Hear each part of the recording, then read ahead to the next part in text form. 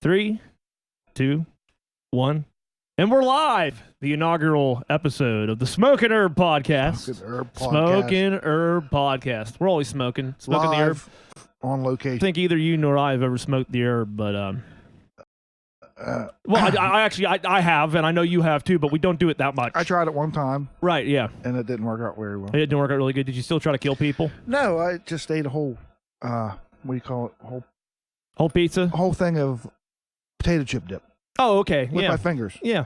That was good. Yeah, you were a man about it. I was, Yeah, that's the biggest thing, Randy. It made me hungry. Well, in any case, before I go any further, hello, my name is Clint Herb. I am your host for the Smokin Herb Podcast.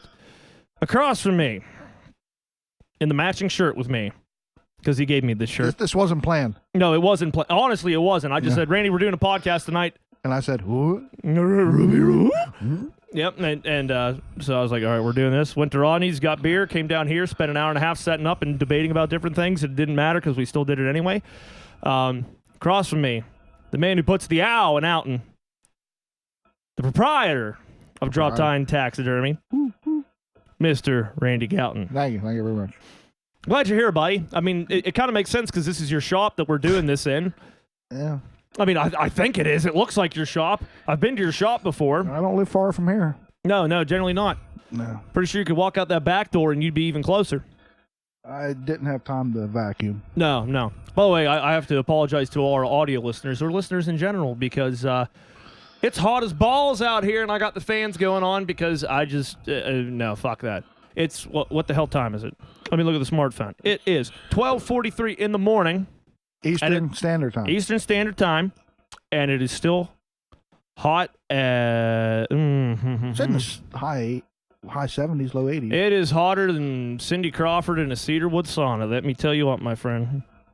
I thought she died. Yeah. And it's October 3rd now, and it's still hot. Still hot. It's humid as... it's hot. It's humid as all... So we were just like, the hell with this. Set the fans up just because it ain't worth it. So if there's a little bit of the Chewbacca in the background, I'll remove it out in post-processing. But regardless, it is what it is. It is what it is. We're going to have some good conversation. For the record, I'm very shy.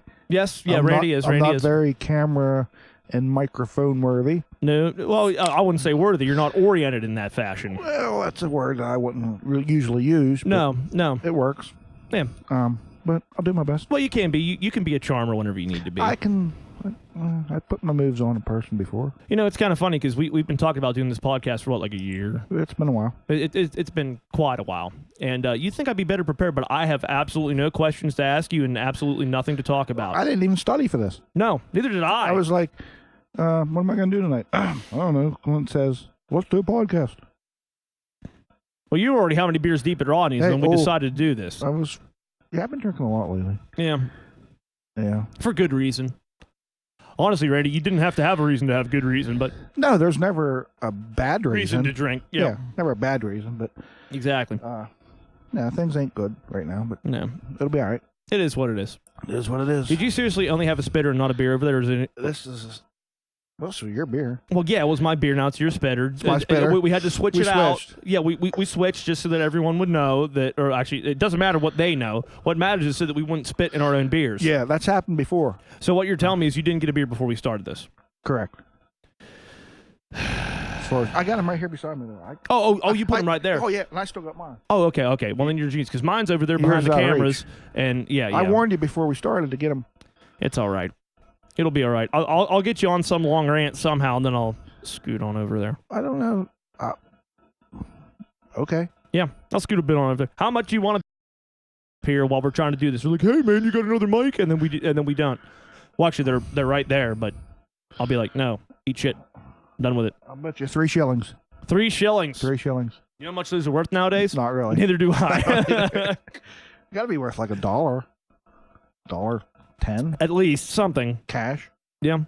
Are you talking gold or silver or paper dollars? A paper dollar. Paper dollars. Paper dollars. But you can't really pay $1.10 in paper because the 10 wouldn't be paper. Mm-hmm. Well, that's all our money is nowadays anyway. Silver. Goddamn Federal Reserve. Copper. It ain't nothing. It ain't even worth aluminum. Aluminum. It ain't even... This is an aluminum can. Yes, that is. All right, Andy, I actually came up throughout all our bullshitting here already. We're, whatever the hell, 5 minutes deep, and we haven't even talked about anything of note. I actually have things to ask you. All right, bro. And it pertains to our shirts, my friend. Go for it. Yeah. Okay, so you're a taxidermist. At least you... I pretend to be. Yeah, so you proclaim to be a time or two. I do my best. So you've been a hunter pretty much all your life. When did you get into taxidermy? Can you name the year? 2000. It was the year 2000. 2000. How old were you? 30. 30. You were 30 years old when you got into this. Why? Why, Randy? Was it to be cheap? Because that's why I do everything that I do. This is why I have my own podcast, so I don't have to pay other people to do it. On the first episode, I'm already saying I have a podcast. God, I am wonderful, am I not? Well, actually, probably 99 is when I got into it. Yeah. And my wife ended up getting sick. Yeah. In 2000. Yeah. And I was driving truck at the time. And you wanted to be home with her, so you decided to take this. I wanted to, and the outlook wasn't good, so I stayed home. I quit my job, stayed home with her. I needed to pay the bills, so I was good at taxidermy, so I started it. Let's say, and that was back when people. So wait. No, I just don't mean the business. You were good at taxidermy. When did you start dicking around with this shit? 80 or 98, probably. 98. That was the first time you took a hide and spun it out and started doing shit like that for real. Then, for myself, and then a year. Do you still have your first mount somewhere? First mount's right over there, and it's burnt. Because of the house fire. Well, actually, no. I was wrong. My first mount is right behind me. Right behind you. Oh, okay. The Bobcat. No, the straight one. That's. The one that's like this. Yeah, it don't look very well. Don't look at it. Yeah, we'll have to pan the camera up there, or maybe not. Or maybe not. Let's just say that it don't look that good. Oh, it's not bad. It's not bad, Randy. You're a lot of the stuff that you don't like is actually the stuff that I'm kind of like, oh, that's not bad. Then I look at the stuff that's good, just for what it's worth, ladies and gentlemen. I'm wearing a hat. I'm wearing a shirt for this man, not only because he gifted them to me, because I honestly do believe this man is a fantastic taxidermist. Randy's one of the guys that doesn't do is him and I often talk about assembly line deer. He pays attention. He's one of those guys that if you're into taxidermy, this is a weird thing to even talk about on the first podcast, but it doesn't matter because this is my guest, and I'm kind of his guest right now in his taxidermy shop. I'm happy to be here. Oh, yeah. I'm happy to be here, too. I'm glad that you're happy to be in your own shop. I'm happy that you're happy, but I'm happy that you're happy. Exactly. I say, how often are you happy that you're out here? 3.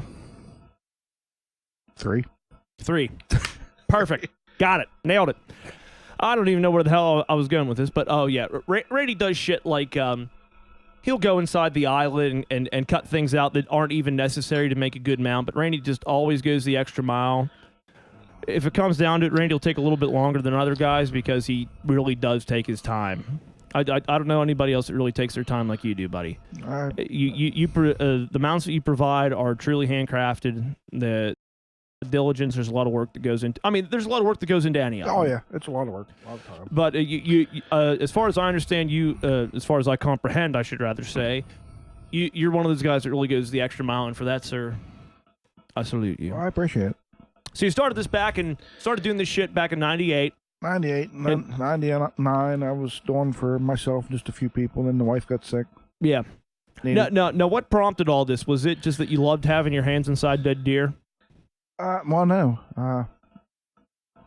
Actually, like when she got sick, there was nothing I couldn't leave the house. Yeah, but I mean, even before that, when you first got the bug, when you got the interest in doing this, I just always been fascinated with it. Really? I've always thought it was cool. It's cool. It was more than what I thought at the time when I first started. Yeah. I thought it was easy. Yeah. And I'm not saying it's not easy, but you either have it or you don't. I've seen a lot of work that needs a lot of work. Yeah. That's a good way to put it. And I've seen people that are naturals. Yeah. I mean, their first one is incredible. It's a funny thing how that is with so many other different activities and hobbies that some people it's just with anything. Yeah, some people have a natural gift for certain things.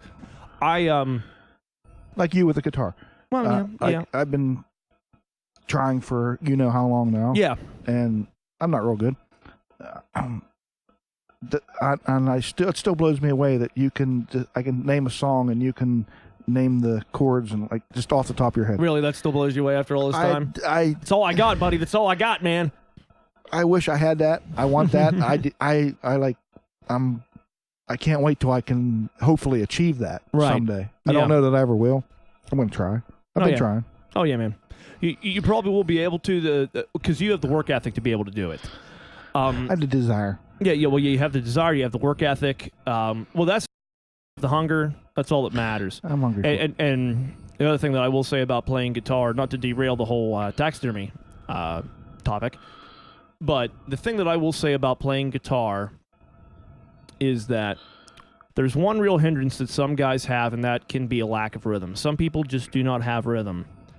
But you're one of the guys that even, like Randy, you'll even say now, like, I've been tootling you on bass as best as I can. Is tootling even a word? I've used it before. I've used it.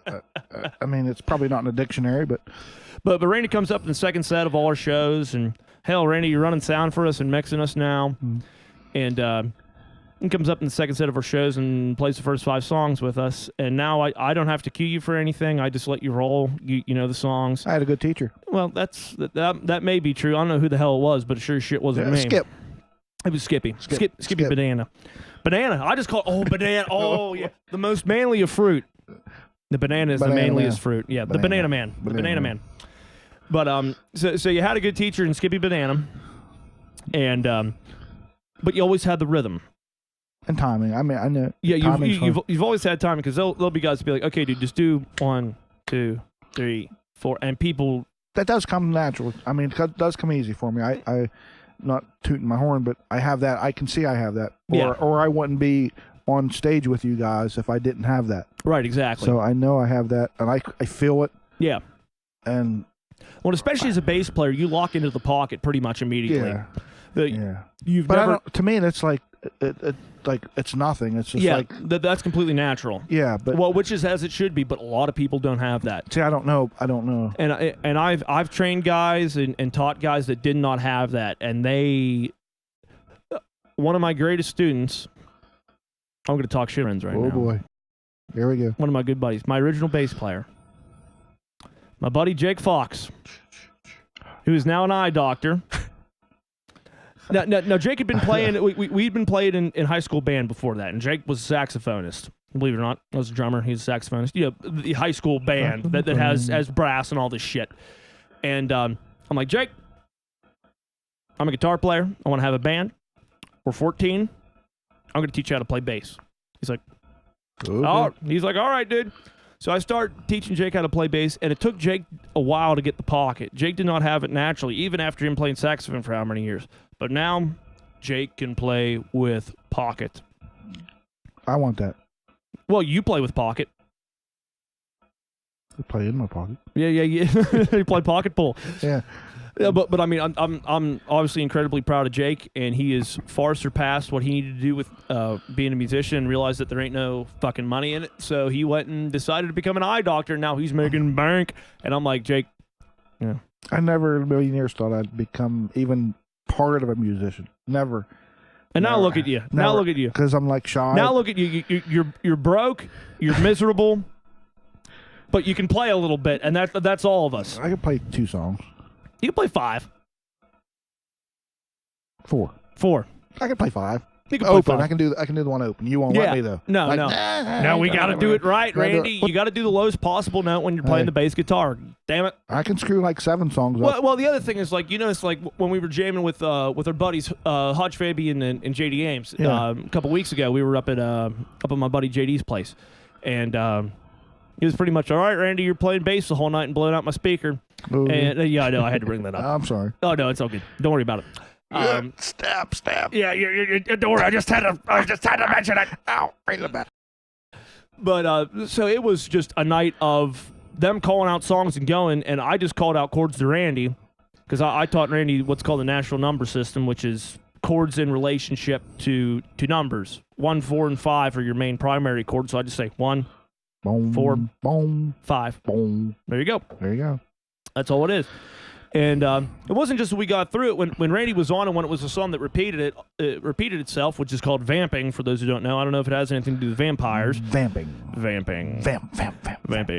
But in any case, so I would call that out to you, and especially if it was something that would vamp, I call that out to you maybe once or twice, and you were good, and then I could go and do my thing and sing harmony and play guitar and have a good time. Yeah, I pick it up kind of quick, I think. Yeah. Well, you also understand how to feel shit. I'm learning. Well, especially when things change, I noticed that, like, you know when it's going to change. It's just like, I don't know what the chords are, but I know it's changing. Yeah. So you'll look over and be like, dude, where do I go? Just tell me where I go because I know it's coming. Yeah, I'm getting there. I mean, probably like I keep telling you, 6, 7, 8 years, I'll be okay. Something along them lines. Somewhere. Yeah. That's all right. We'll figure it out. All right. We're going back to deer. We're going back to deer. We're going back to taxidermy because we took the musician byway, and I didn't want this to be a music podcast. I didn't want it to be a podcast at all, yet here we are. That's part of you. Yeah, it is. Part of us. We can't get away from it, can we? No. There ain't no hope. There's no hope for any of us. Hey. I wonder what just fell on me. That was a spider. Tarantula. Oh, tarantula. Yeah. Tarantular. They don't bite. No. Hard. No, they just hug. Yeah, a little bit. They're huggers. They're good folk. Huggers. Yeah. They're real good folk. Anyway, Randy, so let's see. What can I ask you about taxidermy? Do I get paid enough? No. No, you never knew. Well, do I get paid enough? No. There you go. Exactly. Do any of us get paid enough? Doctors and lawyers. Do. Yeah, they would. We got into the wrong industry, man. Yeah, I'm not smart enough to be a doctor or a lawyer. I'm not dumb enough to be a doctor or a lawyer, so we're screwed, aren't we? Yeah, well. I mean, I can doctor people. I stitched myself before. And if you come to me and said, "Oh, it hurts when I lift my arm," and I could say, "Don't lift your arm." Yeah. I fixed you. Bam. Bingo. $50. All it is stalling. Either that or you can cut off his arm. Well, if it hurts, don't do it. Yeah. And that's worth $50 to me. Pretty simple. Cash. Yeah. Cash. Oh, cash only. Yeah, definitely cash. Cash is king. Good friend of mine, Brandon Palmer, said cash is king, and I've lived by that ever since. The bank hates me. Actually, the creditors don't hate me. They just don't know I exist. That's a good thing. It's not horrible. It's not bad. I mean, I'm not on those government watch lists. I'm on other government watch lists. I'm not even going to go there. No, me neither. I said I was going to get back to taxidermy. Let's go back to taxidermy. Okay. So, when was the time that you said, all right, I'm sick of this? The day I started. No. I don't get sick of it. Still not sick. I love it. Still love it. Love every aspect. Well, the business part of it sucks, doesn't it? The business part is the downfall. Yeah. But the art of it is fantastic. When I first started, I had too many friends. And when you have too many friends... Hi, I resemble that remark. When you have too many friends and you have a business, you go broke. Yep. And I did. I was, not to get into financials, but you gross this amount and you pay out $4,000 more than you gross, you're doing something wrong. Yeah, more than likely. Yeah, so basically I was mounting people's deer and handing them money. So when was that, mid-2000s? That was mid-2000s, late 2000s. Let's say you've revamped the business since that time. I can tell you that you're still one of the cheapest bangs around. That sounds like you're a hooker, but... I am. I mean, you can look me up on Greg's List. Yeah. Yeah, if you want. It's a shame they got rid of that. What, Greg's List? No, not Greg's List, but the hooker part of Greg's List. Oh, yeah. Not that I've ever used it. Yeah, me neither. Never. I'm not like that. I mean, you're a straight shooter. I'm loyal. You went to church on Sunday one time before, didn't you? I was baptized. You're baptized? I was baptized too, as a matter of fact. You couldn't tell it now by looking at me. I wouldn't know. Nah. No, not from neither of us. I'm loyal. You're a good boy. I'm a good boy. You're a good boy. So anyway. I'm loyal. So you revamped the business. Now Randy's... I will tell you that Randy is one of the... As far as the bang for your buck, Randy's really the best that you can find. I appreciate that. At least here in... God, our international listeners don't even know where we are. Could you tell? We are in Brazil. Brazil. We are in Brazil. Where the green grass grows. Yes, exactly. And the Amazon River flows. Did I say that in my man voice? I have two voices. Try it again. Where the green grass grows. That was all right. I'm told I have I'm always told by a very special friend of mine to use my man voice. Use your man voice. And I can't use my man voice because I've been drinking beer. All I can do is talk out of my nose right now. I'm pretty sure I got you under the table right now. No, you probably do. Yeah, You were drinking a lot longer than I was. Well, I'm older. No, that's true. I think. Yeah, I think. How old are you? I'm 27. All right, I'm 15, so Okay, you're still older than I am. I'm still a little older than you. My man voice is generally my Batman voice. I'm Batman. Remember? When I woke you up with Batman? Yeah. I'm Batman. Yeah, Randy comes in my basement. I'm sleeping when I was living in my basement. Yeah, because I'm a musician. Big surprise. Boom. And I'm laying there, and I know he's there. I could feel your presence. You go, Clinton. I'm like, Randy, no. I was using Ninja Focus. Yeah. I don't know how you noticed I was there, but I had my own Ninja Focus going on, buddy. I didn't even share it with you, but you kind of like stole my Ninja Focus, and I usurped your energy. you did. I'm not mad about it, but it was shocking because I got my Ninja Focus here. I'm going to sneak up on Clint, and you knew. I did know. It's like do you know why? I don't know why. Because I'm Batman. You're Batman. That's what you said, and I didn't really believe you at the time. You're like, I'm Batman. Mm-hmm. Like, now you're Clint. Like, well, now I am vengeance. maybe you are Batman. I am the knight. I am Batman. I didn't really know that before. Mm-hmm. I mean, now I can believe it. I believe it. You know how I know I'm actually not Batman? How do you know you're actually not Batman? Batman doesn't drink, dude. How do you know he don't drink? Because he said so. Well, maybe he's pulling a fast one on I you. guess then again, CB says he doesn't drink. CB? Yeah. He drinks wine. Just like Moanda Wamblet. Are we going there?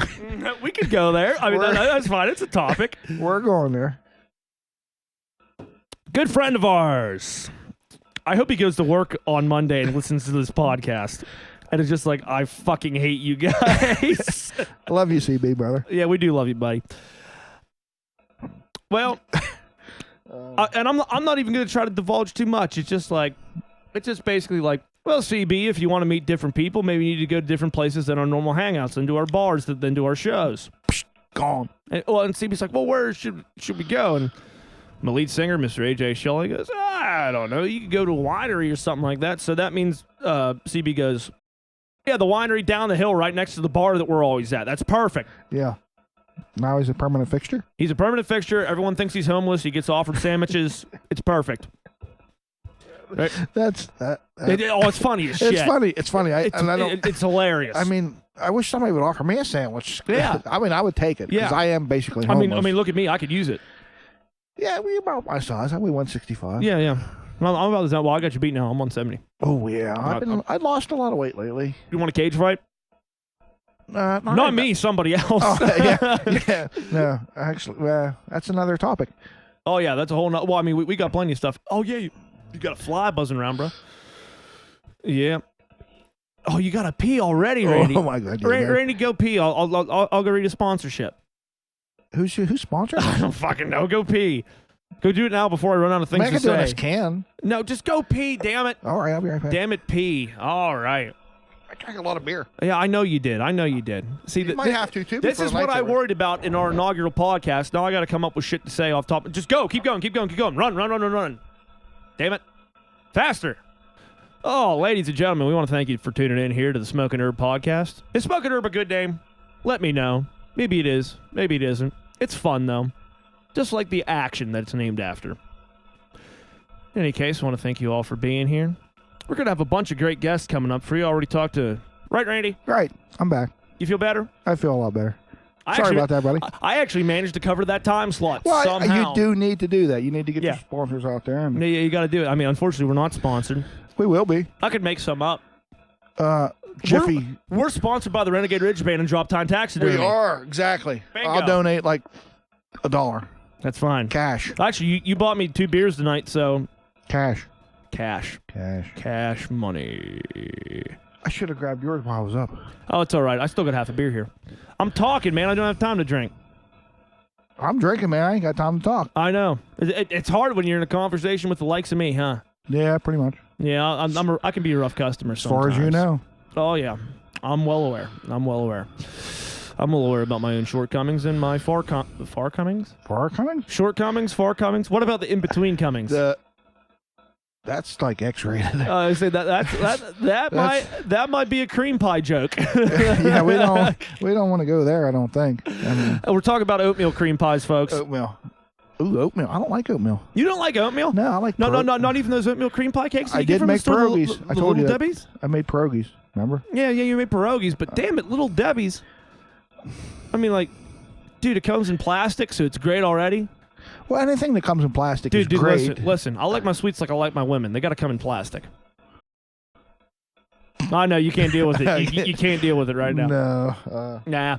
No. I mean, I don't look down on you because you're taller than me, but No, that's technically you're technically correct. The best kind of correct. probably, as far as you know. Yeah, as far as I can understand and see within my mind's eye, my friend. Yeah. All right, what are we going to talk? I know what we can talk about. Oh. Oh, you really want to? I'm a little bit. I'm not just stalling. I'm just building it up. You're building up to the. This like a grand finale. Bigfoot. Bigfoot. Have you seen him? I have not seen him. You haven't seen Bigfoot? I haven't seen Bigfoot either. I mean, I've seen him on the interweb, and I mean, it's got to be true because they can't put anything on the interweb. Yeah. So I just know like Facebook. Yeah, Facebook. I know he's real because I mean, there's pictures of him. Yeah. People draw pictures of him. Mm-hmm. You draw pictures of him. I draw pictures of him. I see him in cartoons. Oh, you stuff. say if you ever go on Randy Gowton Snapchat, you'll see loads of Bigfoot pics. Yeah, I don't.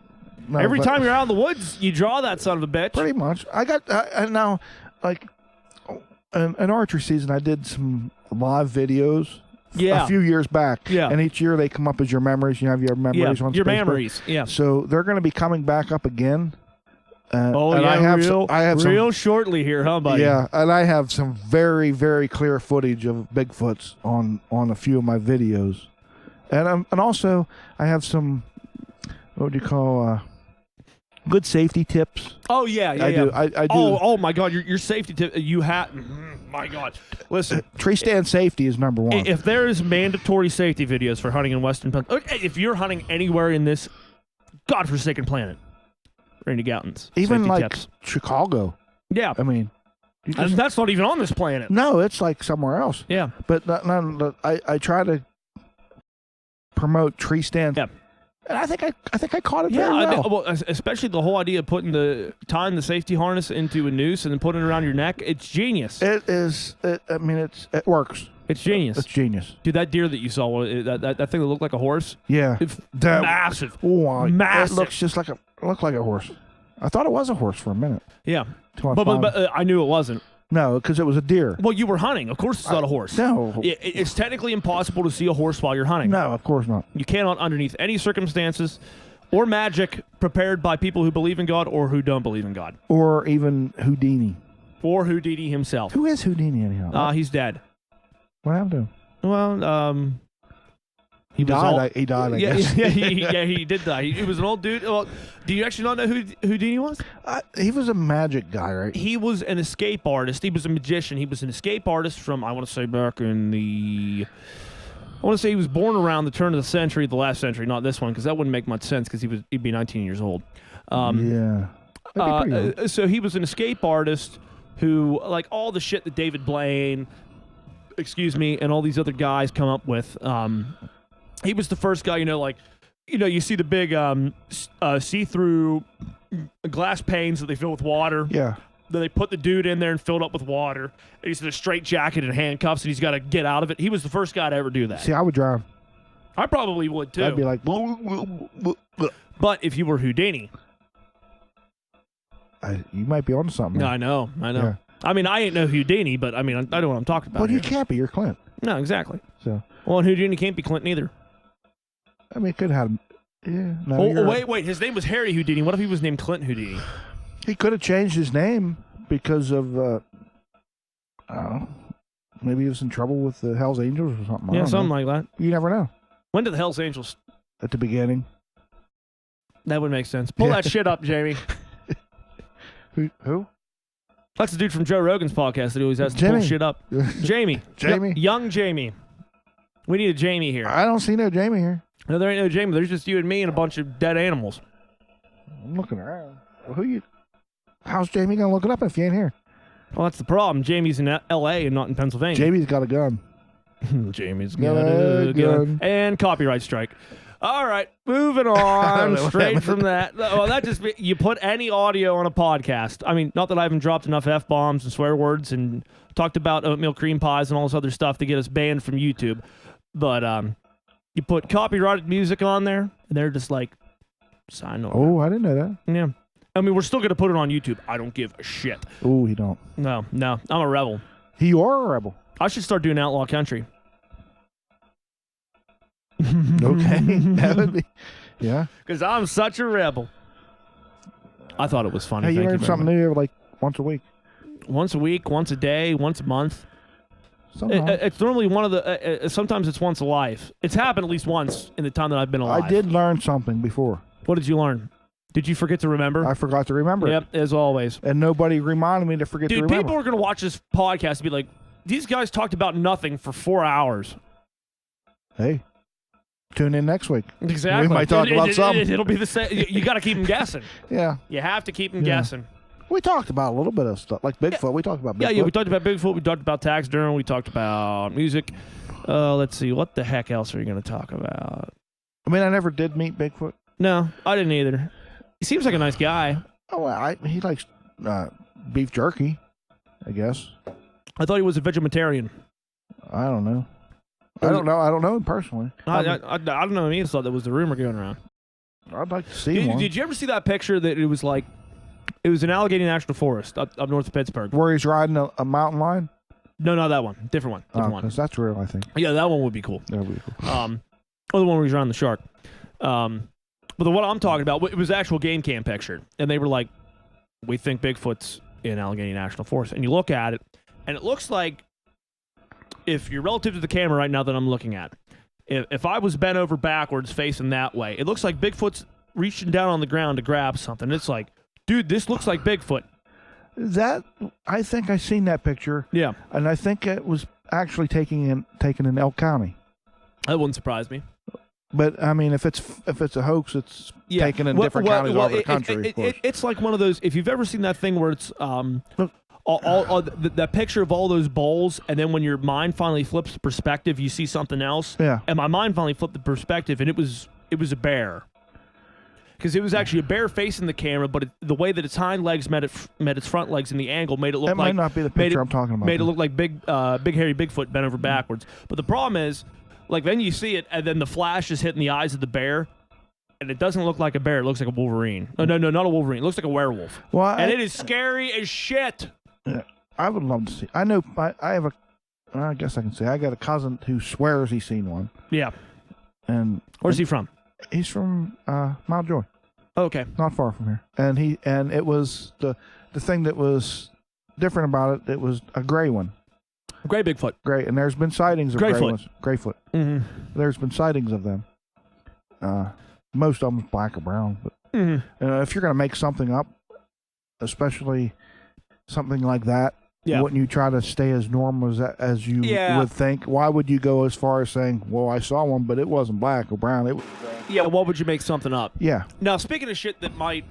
So the jury is out on Bigfoot. We do not know what's going on. I want to believe.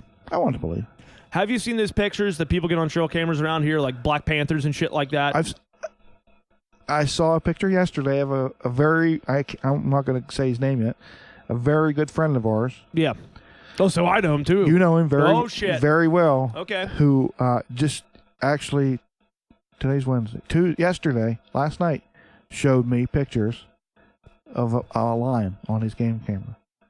And it's definitely 100% a really? lion. 100%. Well, those son of a bitches are transitory, and they used to be native here. They are native here. Yeah. And actually, well, when I say used to be native here, they're still native here. Yeah. Just they were extirpated. Their numbers were extirpated, just like elk used to be everywhere. Yeah. And actually, the Black Panther is actually native to North America, the northern part of the country, instead of the southern part. The southern part, Florida. Really? Because I thought it was supposed to be some form of a jaguar or something like that. Because I thought the jaguar was different than the cougar. Jaguar's from Florida, or from Africa. I thought they were from Jacksonville. A cougar and a Black Panther, as far as I know, is just the color. Yeah. But the brown ones... Well, actually, we're not talking about... I'm going to get massacred because of this. But what the hell was I thinking? And if I could pull it up, I would, but screw that because we're doing a podcast. What I was going to say is, so what? Leopard, one of them is Old World and one of them is New World. I think is the jaguar New World and the leopard's Old World? The leopards are African. Okay, leopards are African and jaguars are New World. Jaguars. So you're not actually seeing a black leopard. You're seeing a panther. Or a melanistic jaguar. Like the western and southwestern, or the cougars, mountain lions, whatever you want to call them, or the brown ones. But usually, like the east coastal and the northern was the black panther. Okay, which they call them black panther. It was just a black, Yeah, but melanistic. Yeah. But now they're so rare, I guess. But they're here. Well, it's hard enough to find one, but they seem to be transitory. Well, especially in the mountains. They're here. Well, I mean, we're in the mountains, kind of. We're in the mountains. Yeah, we're in the mountains. Well, we were just in the mountains, really. Up at Rod's. Yeah, Rod's. Yeah, up at Rod's. Well, up at Baker. Well, yeah, up at Baker's. Well, and if they're running along those ridges, which, I mean, what is that, Laurel Hill and Chestnut Ridge? Chestnut Ridges, yeah. Yeah. Both of those, I mean, I'm thinking of the main things that extend down through Westmoreland County. For anyone who doesn't know, it doesn't freaking matter, so don't worry about looking it up. But it's the shit that you get onto before you get to the Allegheny Plateau when you head east to Pittsburgh. Correct. They're high mountain ranges. They're some of the highest in all of the Appalachian Mountains. And so if there's going to be a spot where they're traveling... It's there. Yeah, we're right in the midst of it. So if they're heading their way up to Maine because they need to get some lobster, then they're moving their way right up the damn coastline and hugging close to them mountains down along the ridge. And what else do they like to do? Do they sing karaoke? I don't know if they sing Carrot Yogi. what the hell did you say to me? Like Carrot Yogi. Karaoke. Carrot Yogi. You got to karaoke sometime. Oh my gosh. My favorite thing. Did you ever watch The Grim Adventures of Billy and Mandy?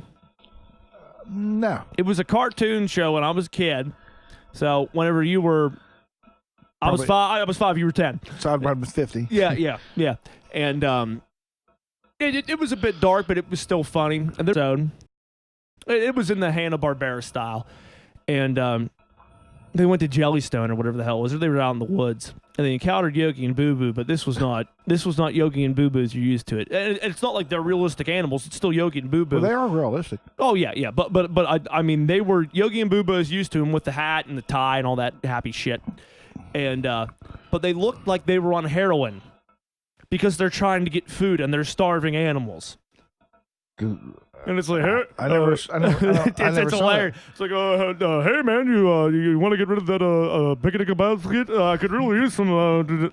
It's hysterical. Did they sell their bodies for chicken nuggets or? No, not for the chicken nuggies. Hey, for a picnic basket. There's a few things I would do for chicken nuggies. But what wouldn't you do for the chicken nuggie? That's a mystery. Like the seahorse? Mystery of the seahorse? Pretty much, yeah. As far as you know. Yeah, as far as I can understand and comprehend. Yeah. Something along those lines. Oh, my gosh. Okay, so we've discussed Bigfoot. We discussed the melanistic panthers. We haven't discussed the... we did discuss the Black Panthers. Not the organization. No, we don't talk but about the loose organization of the actual Panthers who happen to be black. Wow, I just sounded like Colin Powell. You kind of did. I didn't want to say anything. I didn't want to call you out on it. But this feels like a Dave Chappelle sketch. Yeah. I'm not going to lie about it. How am I doing for my first, You're not doing too bad, buddy. You're not doing too bad. We got a couple minutes left before we got a break because they got to change the cards out of the camera, but we're doing pretty good. I could have peed on my break. Yeah, you peed on the break, but I got us through it. Oh, you were quick. That was 2 minutes? I have a reputation. It was 2.5. Oh, there you go. It's 2.5 minutes. Well, you got to maintain that reputation, right, my friend? I reckon so. Fair enough. I reckon so. Oh, yeah. Who's my man voice? Yeah, well, you can do your man voice or you can do your Clint Eastwood voice. If you're saying I reckon so, that's Josie Wales the whole. But I can't do him. You can't do Clint. I can't do Clint. Well, maybe my name's Clint. Your name's Clint. I can use my man voice. Listen, you gotta get mean. You gotta get plumb mad dog mean.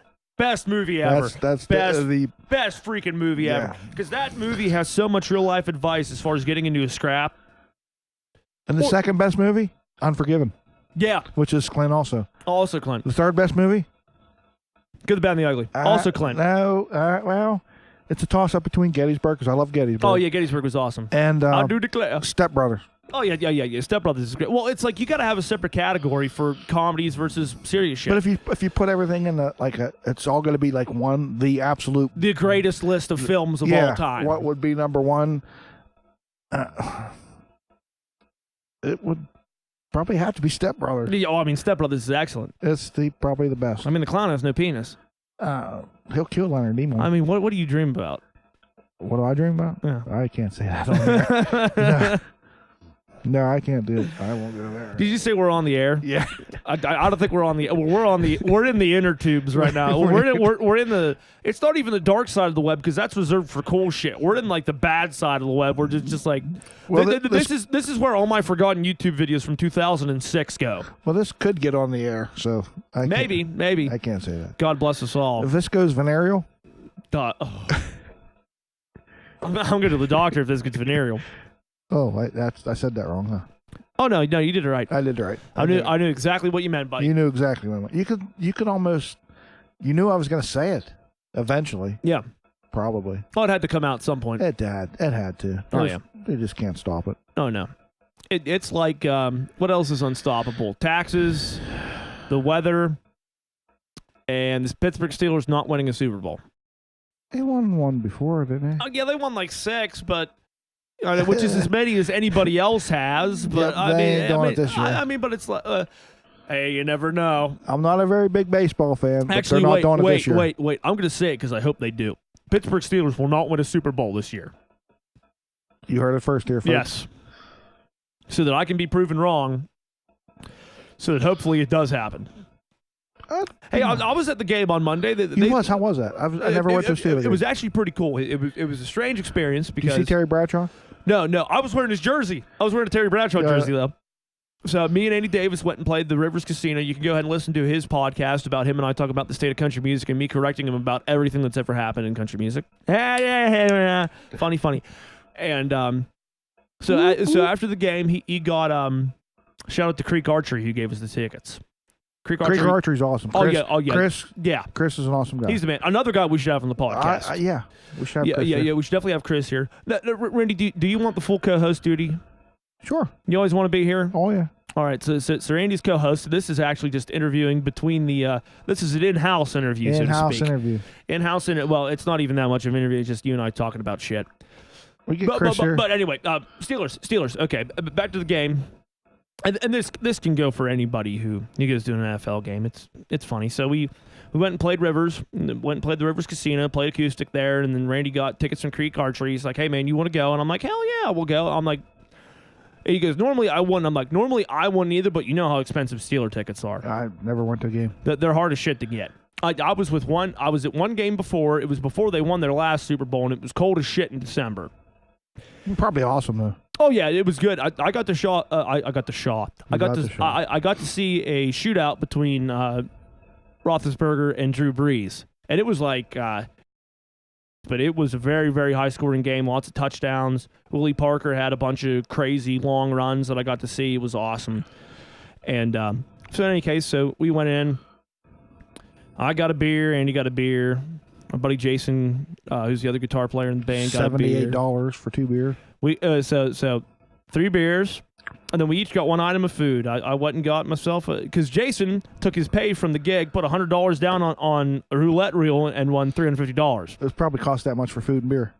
It's not great. It's not great. So we each got a drink, and then we each got a food item. And Andy got a pretzel. I got a thing of nachos. Nachos. Yeah, nachos, not nachos. Nachos. And Jason got a booger, which he said was the worst booger he had ever had in his life. Wait, what's a booger? A burger. Oh, okay, I got you. Yeah, booger. Well, you've been drinking. Yeah, exactly. Well, no, I say that all the time. I don't. So anyway, I'm learning. Jason goes, dude, this was the worst burger I've ever had in my life. I'm like, let me guess. So no fake grill marks. The texture's okay. It's really wet. And you bite into it, and it's still burgerish, but it's like still weird. It's like it's a warmed up patty that shouldn't be a burger, but it still is. And he's like, dude, you kind of described it to a T. I'm like, is that like the new Burger King? What do they call it? You see the commercial for the Burger King? No. they actually have a burger that's not. A booger? It's not meat at all. It's processed. Vegetarian. I don't know what it is. Maybe it's made out of wood and dreams, carrots and stuff. I don't know. It might be. It might be. But anyway, $50 for a burger. For all that. 3 beers, 3 small food items, $50.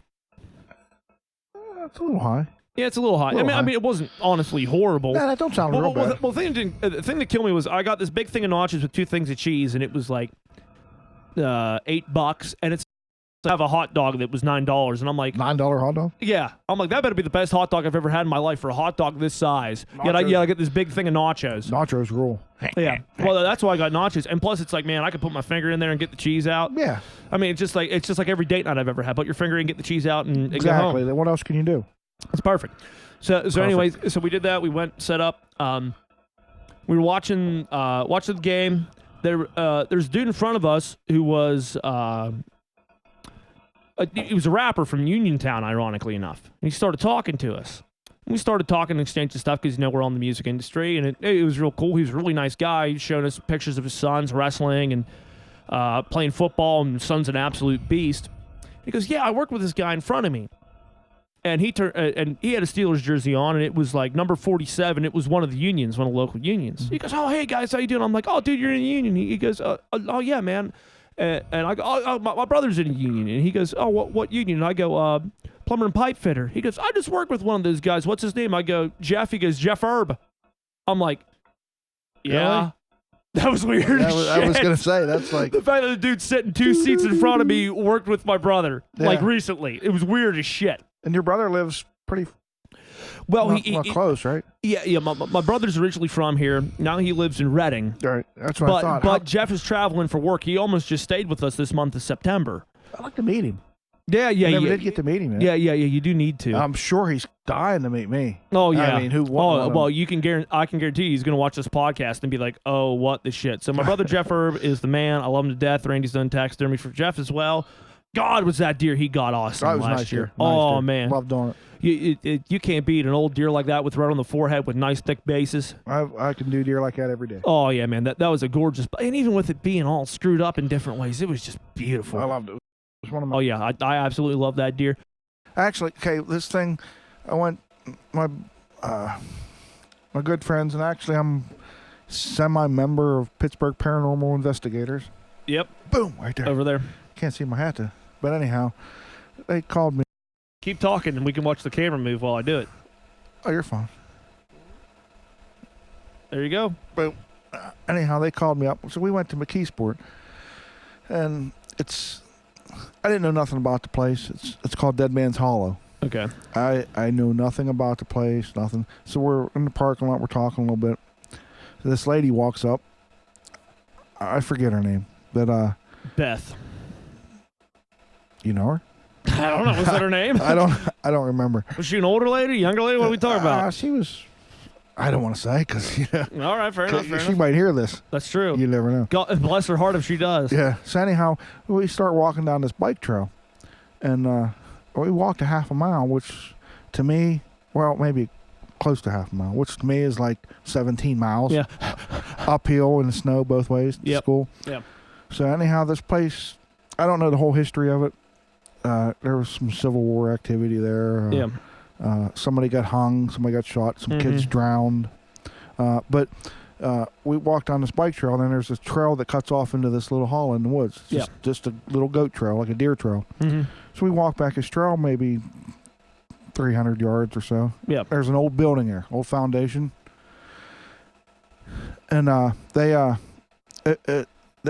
they made terracotta pipe there. Okay. And it was actually, from what I understand, I might be wrong, because I was wrong once before, whenever a couple times or tried. two. You've been drinking.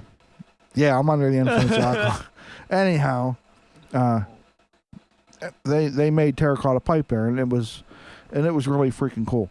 You couldn't walk without stepping on terracotta. It was, if you picked every and loaded them in triaxles, you could fill 3 or 4 triaxle loads of broken up terracotta pipe.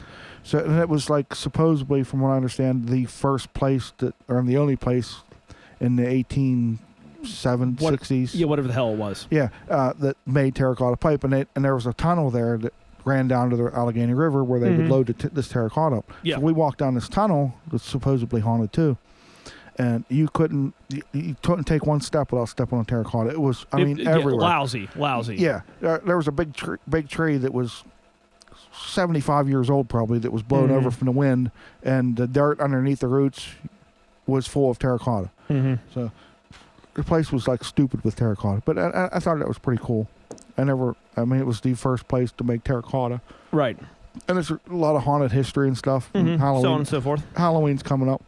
I'm actually going there with Pittsburgh Paranormal Investigators to do some guided ghost hunts, tours there. I don't know what that's all about yet. Got to find them goats. Yeah. And, my background, I'm really into the paranormal. Yeah. And it's kind of cool. Well, Randy, I excuse me for taking out my phone, but I was actually taking notes of stuff that I'm thinking of that I can ask you. But so before I even get into what I thought of, you've been a ghost hunter, quite some time. Going on. Let's see, you got in this mid-2000s, right? 2009-ish, 10. Oh, really? So more recently, within around 10 years ago. Almost 10 years now, yeah. Okay. So and that was due to your girlfriend at the time, correct? Ex-girlfriend, yeah. She's left me. Yeah. Like they all do. She gone.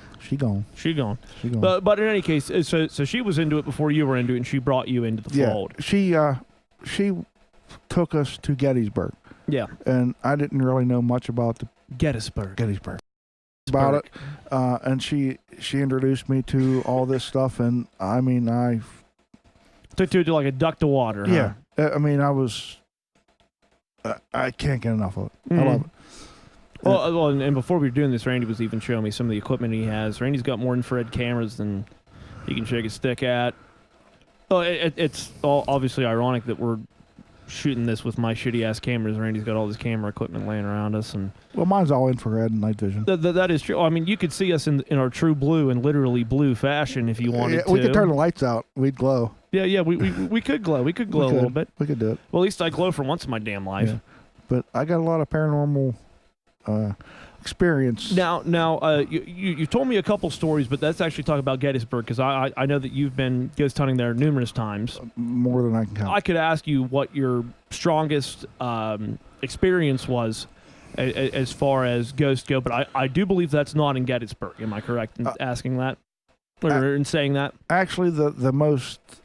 the one that kind of blows people away is from Gettysburg. Is it the one from Gettysburg? Yes. Have you told me? Well, it doesn't matter if you told me that. Tell me it now, because I know I've forgotten and I want to hear it again. We went to behind the old school, and what side of Gettysburg is it? Well, it's right in Gettysburg, right? Oh, okay. Right at Gettysburg. Okay, straight in. Okay. Right off Steinmeier Avenue. Okay. We went to the old school, and there's the story is the woods behind the school's haunted. Okay. So we went. Me and they were probably tended and wounded in there or something like that, huh? I don't know the whole story. I just know what happened. Okay. Blew me away, and it was...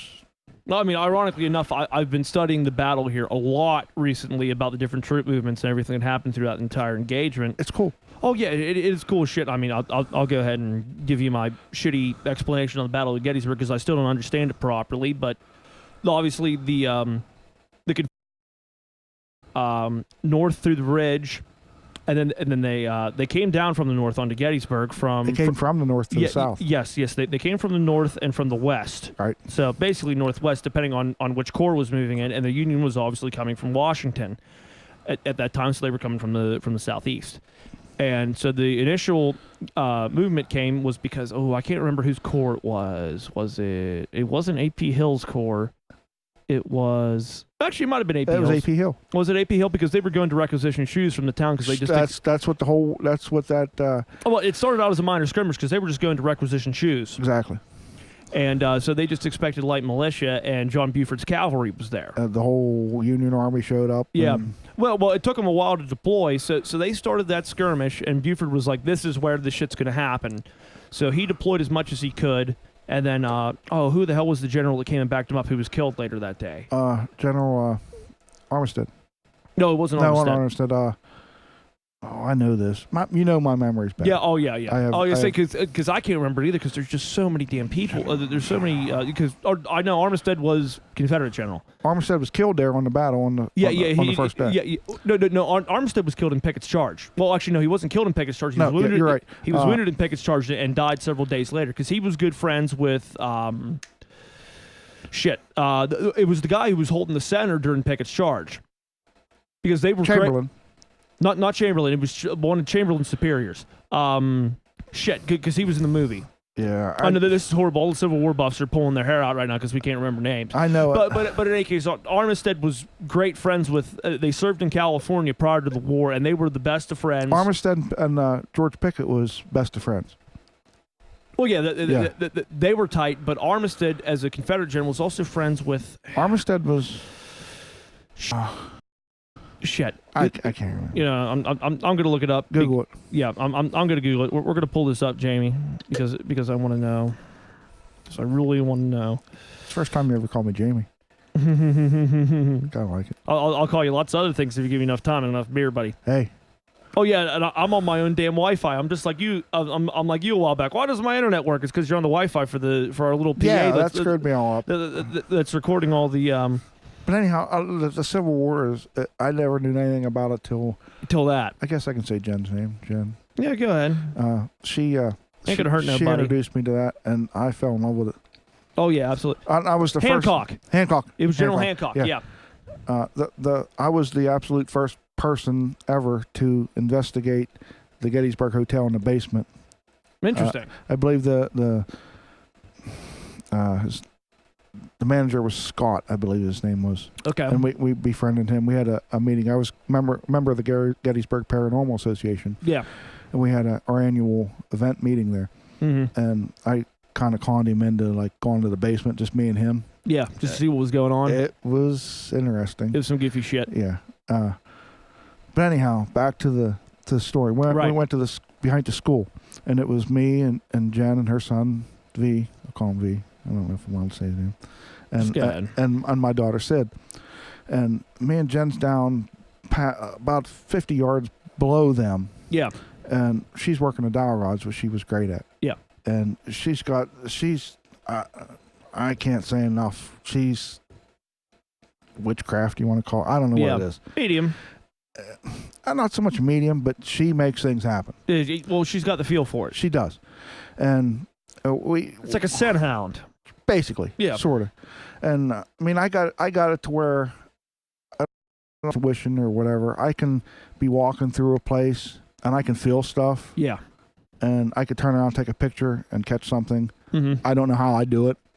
I just feel it. I've seen some of your evidence, and yes, Randy can do that. Yeah, it's weird. But anyhow, Jen, like, just talking. We're getting dowel rods across. Yes. Yeah. I've done the water witching shit. Yeah. Well, I've done that. She's. I would put her up against anybody in the world with them. She can talk to the freaking devil if she wanted to, probably. Mm-hmm. Anyhow, we figured out that it was a 15-year-old Confederate soldier from Maryland. Okay. And interesting. And he liked Sydney, my daughter.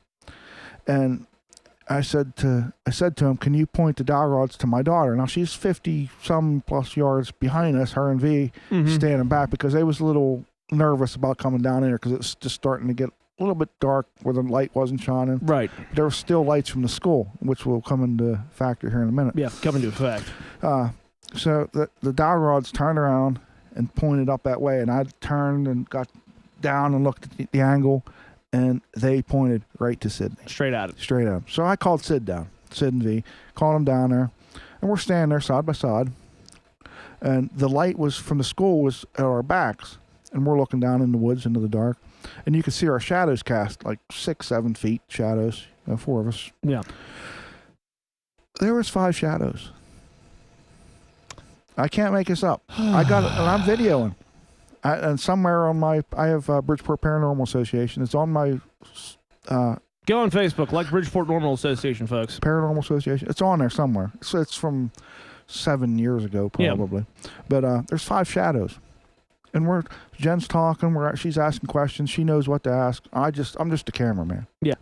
And we figured out it's a 15-year-old boy from Confederate soldier from Maryland that liked my daughter Sydney, thought she was pretty or whatever. So I like, well, you have my permission to give her a kiss on the cheek. And we stood there for a minute. Nothing was going on, nothing happening.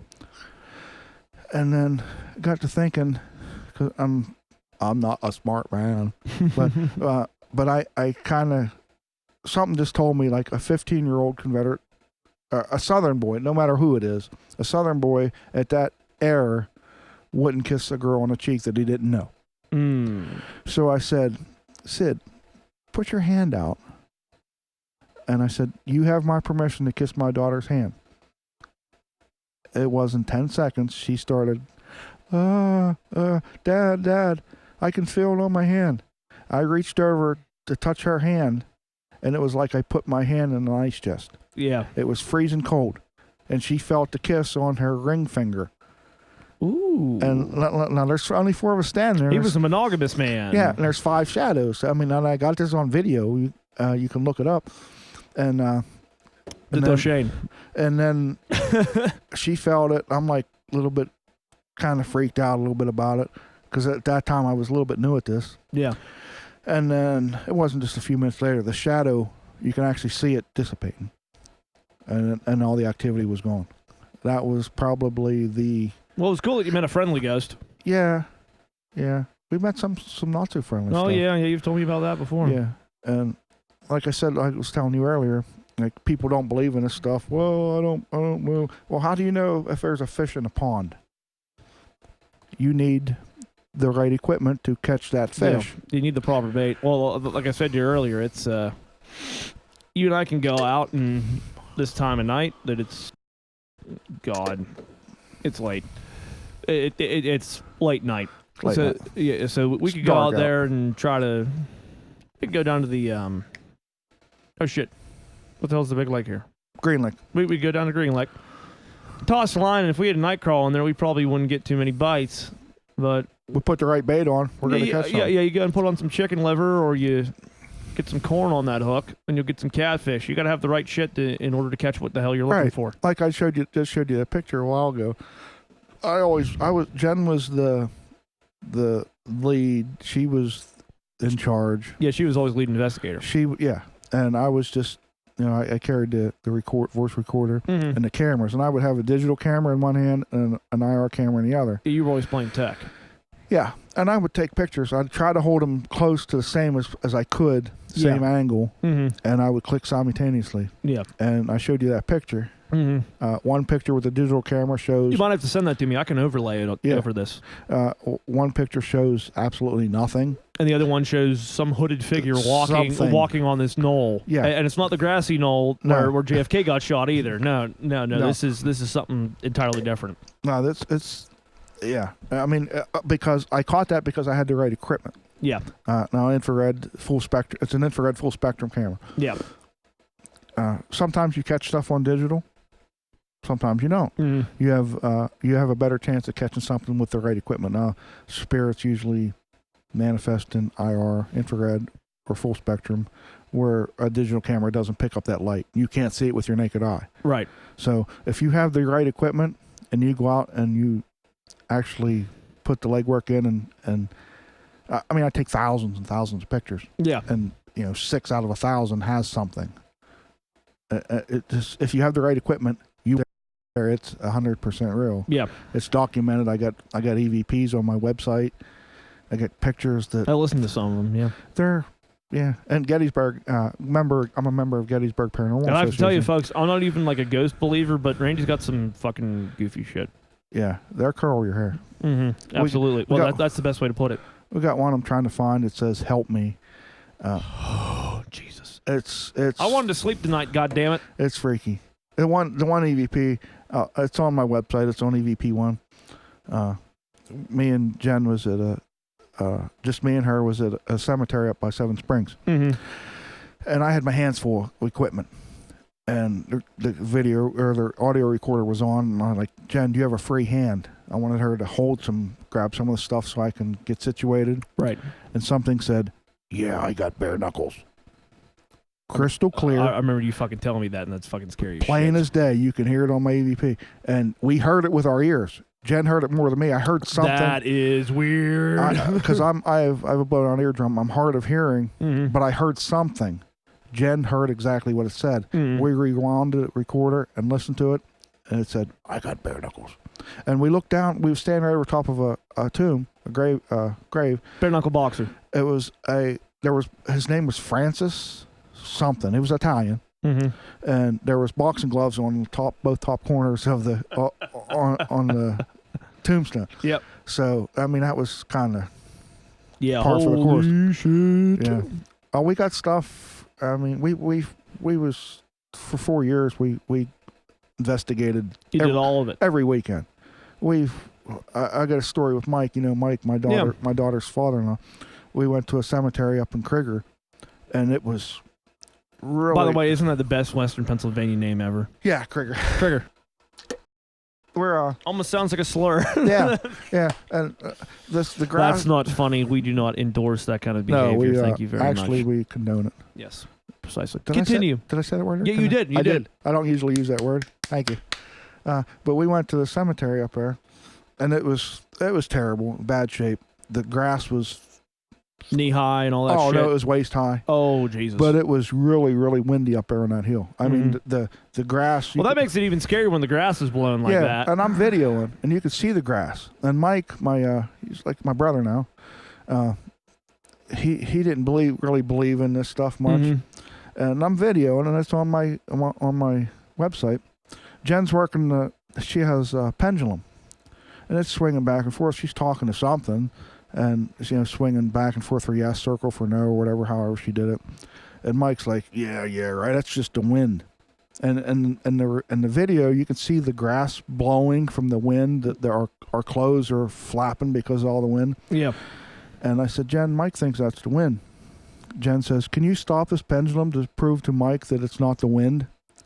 And it stopped like somebody grabbed it.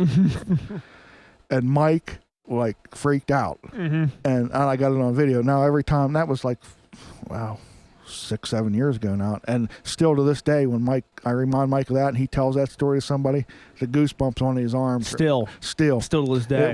It totally freaked him out. I mean, I just love the paranormal. Oh yeah, man, that's awesome. I love it. I mean awesome in the biblical sense of the word. Yeah, I mean people that don't believe, we've taken people that thought it was a big joke. Yeah, you wonder why I don't go. I don't want to be scared shitless.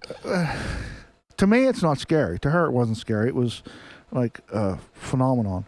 It was like we know something's. We know you don't have to be scared now because there's something there. But to most people, like we don't believe that. Yeah, well, let's go.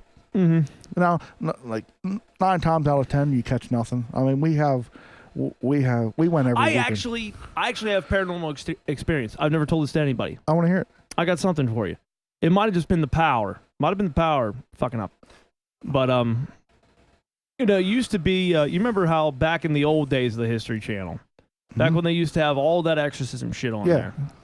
Well, I love the History Channel. You know me, I love history. I would watch it for history, but then go into this ghost hunting shit, and I'm like, all right, and I'll go over to Discovery, and boring. And it's reruns of Deadliest Catch that I've already seen 30 times. And don't get me wrong, I love Deadliest Catch, even though I don't watch it anymore, but I always love that show. But I'm like, all right, I'll get back to the History Channel. It's fine.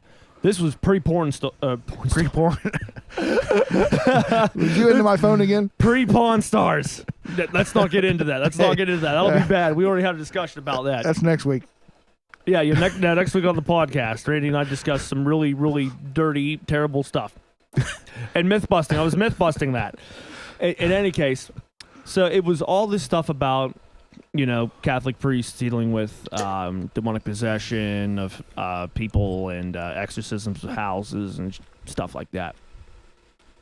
And God, as a young, impressionable man, did ever scare the crap out of me, because I used to be quite religious at that time. And don't get me wrong, I'm one of these guys that's read the Bible and understands lots of different things. AJ's got a great story for this dude.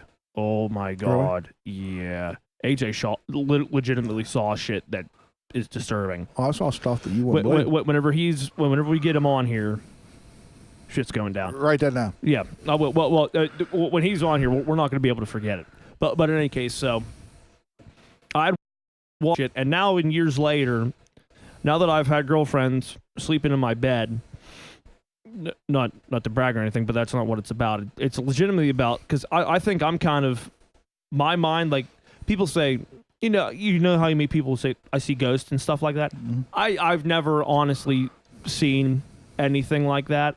So I've slept soundly in my house for years and years, but I've had more than a couple people who were in my house who were kind of like, there's something here. Some people susceptible. Is that the Yeah. word? Some Yeah. people ain't. Oh, yeah. I mean, like, this one girlfriend I had was like, there's literally a girl standing here at the edge of this bed watching us.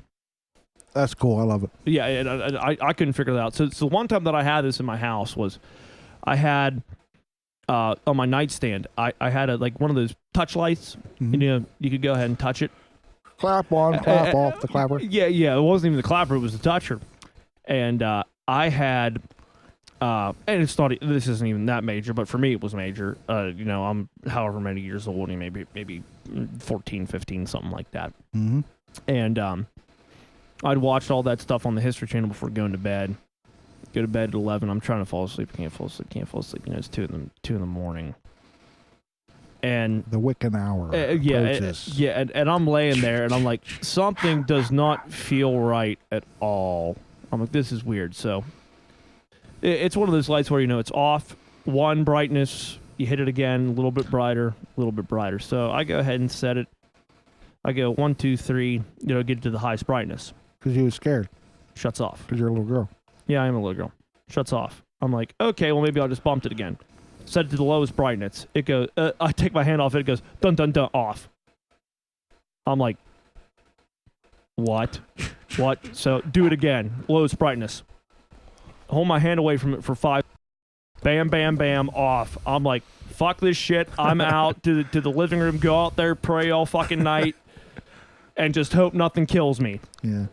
It was, that's like the one paranormal experience that I've honestly had, and I don't even know if that's paranormal. That could be, like I said, that could be electricity, but the fact that it happened multiple times. I've seen so much stuff. I've caught stuff on video, got stuff on audio that'll blow your mind, but I'm still the biggest skeptic. I try to debunk everything. That's why I don't use touch lights on my nightstand anymore. Well, like I'm a semi-member of the Pittsburgh Paranormal Association. We're going to that Dead Man's Hollow. Now, I've done some investigations with them that just blow your mind. Yeah. But nothing beats Gettysburg. No. Nothing. Well, that was something else that I wanted to, before the topic that I wrote down, I just wanted to talk about Gettysburg, honestly, man. I love it so much. I love Gettysburg. And it's like, this is the worst way to say that you love Gettysburg. I've watched the movie 30 times. That's it? That's the worst way to say that you love Gettysburg. That's it? No, wait, because the movie isn't entirely accurate. No, nothing. That never is. No, nothing ever is. Well, I mean, the biggest thing that I did was through watching Gettysburg Battlefield there. They have, every winter, they have a series of lectures. They have their battlefield tours that they always put on YouTube, the 2-hour battlefield tours. Yeah. They put multiple ones of that up at the different places. And then they wound up putting, and it's not just Gettysburg, it's multiple, everything in the Civil War. Yeah, Maryland, Virginia. Yeah. Even far out as Kansas. Yeah, far out west. Yeah. Texas, Arizona, everything that you could want. And so the whole narrative, especially because the movie did get a lot of stuff right. Yeah. As far as an historical movie, they spent 4 hours trying to make everything right, and they did a damn good job. I loved the movie. I did too. One of my buddies was wounded during the enactment of Pickett's charge. He was in. He was there. Yeah, he was there for the reshoot. Nice for the shoot, and he rolled his ankle during it because he had bad ankles. It's one of my dad's friends, Mart's boy, Eric Martz. Eric Martz rolled his ankle during Pickett's charge, and they had to carry him off. I don't know if it's on film, but it's like one of my buddies got wounded during the Battle of Gettysburg. I don't remember seeing him. I don't know him, but. Well, there was a lot of stuff happening during that sequence. But anyway, he was there to reenact that. But I guess my whole point was I was watching this lecture, and it talks about how it seems as though Robert E. Lee was convinced that the Army of Northern Virginia was invincible. Yeah. And it didn't matter. All they had to do was just put a great amount of force here on the center, and it was going to drive the Union Army, and they were going to destroy them. It was done. So what this college professor, one of them did, and battlefield historian did, was he went back and looked at all the language that was used in all of Robert E. Lee's notes, the after-action reports, and everything else that they filled out.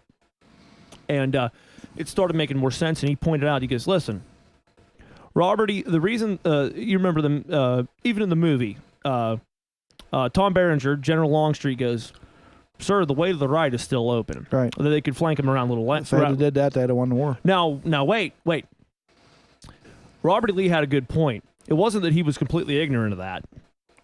He saw that and he goes, wait, what we don't want to do is get into a complete and total drag-out fight with this and try to destroy this army unless it's absolutely perfect. Right. What he thought was, and it's not that Robert E. Lee screwed up horribly. He did absolutely screw up.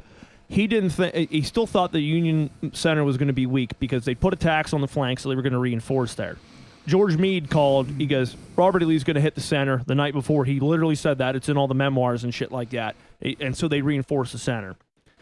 Robert said, we're going to hit the center because we're attempting to dislodge our opponent. All right. It wasn't destroy. It wasn't this. So you could do multiple things. It was the term of Napoleonic warfare was dislodge an opponent, which meant to.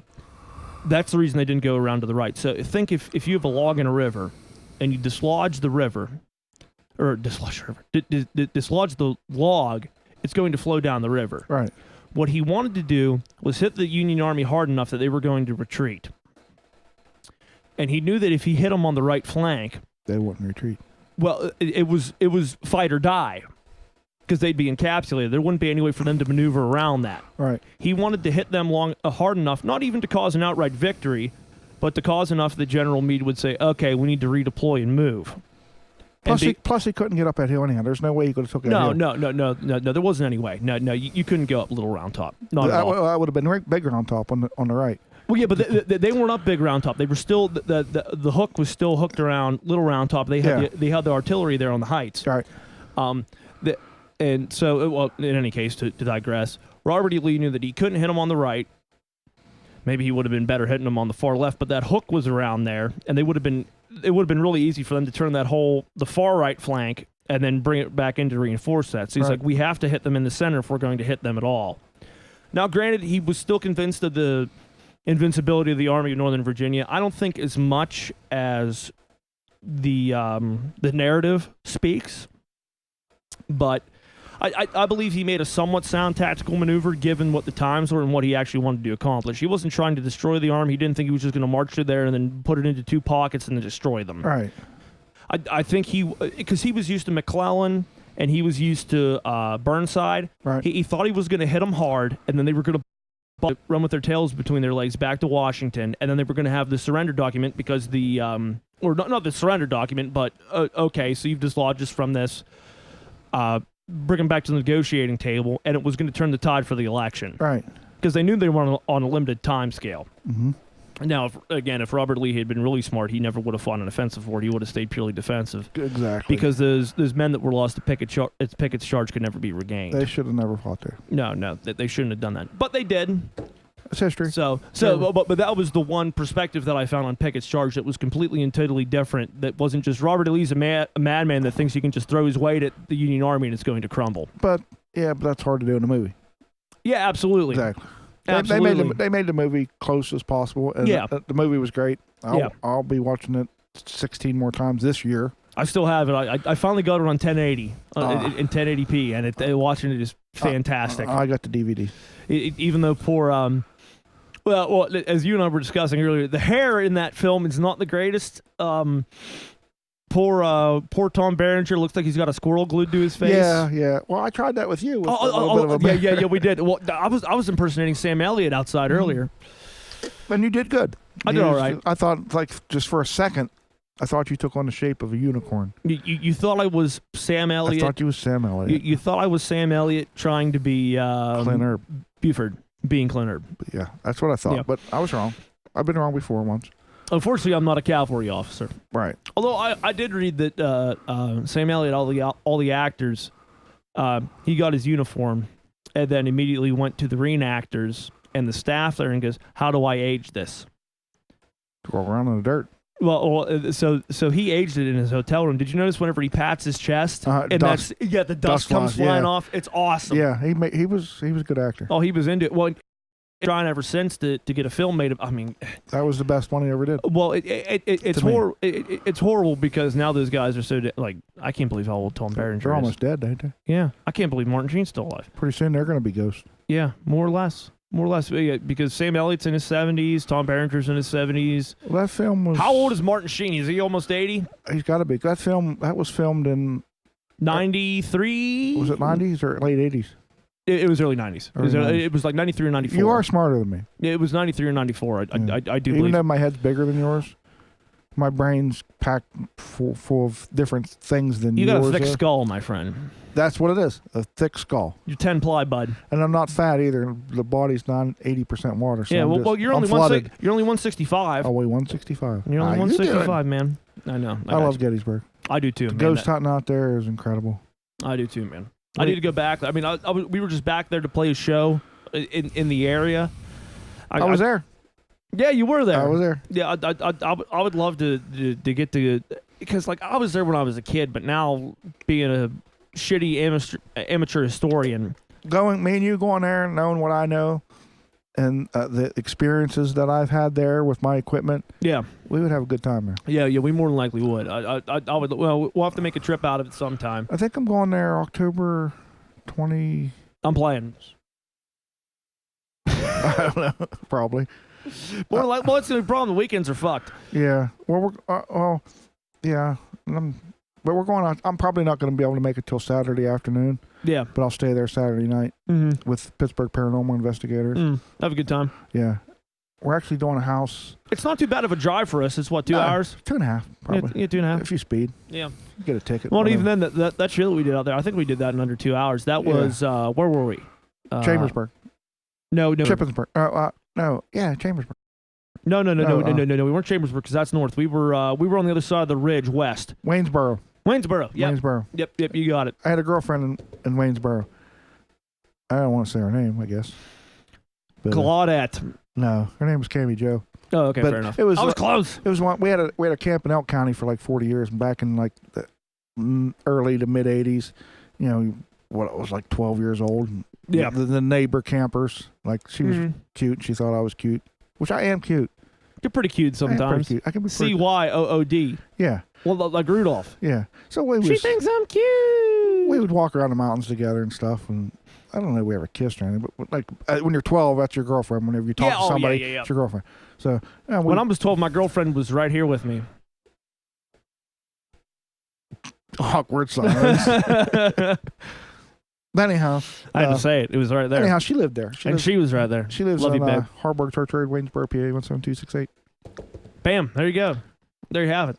13691. All right, we done with Ghost Hunting Gettysburg? You got anything else to add? Yeah, All right, good. I can talk about ghosts all night. Well, we goats.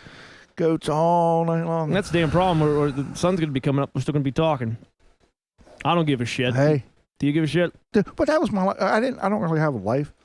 Well, neither do I. Like whenever I was with Jen. I say, do we you ghost know hunted. why we're here right now? Because we don't have lives. So Right. we're doing a fucking podcast, man. Yeah. Well, when I was with her, that was our thing. She's a teacher, I guess, somewhere. I ain't saying where, but in At a school, I'm sure. At a school, exactly. Yeah. But she liked to go to Gettysburg. So that's who got me involved in it, and we would be there almost every weekend. Yeah. For 4 years, we was there. And that's a lot of Oh yeah. time. I say that's a lot of time travel. Yeah. Time travel. We did some time travel. Yeah. You guys were in the DeLorean. Yeah. I 88 had- miles an hour. You're gonna see some serious shit. My coolest thing that ever happened to me was at the Hoffman Mansion. Did you ever see that about Back to the Future, where I don't believe in that. where Marty sleeps with his mom? Nah. It's college humor on YouTube. Oh, it's hysterical. He goes, yeah.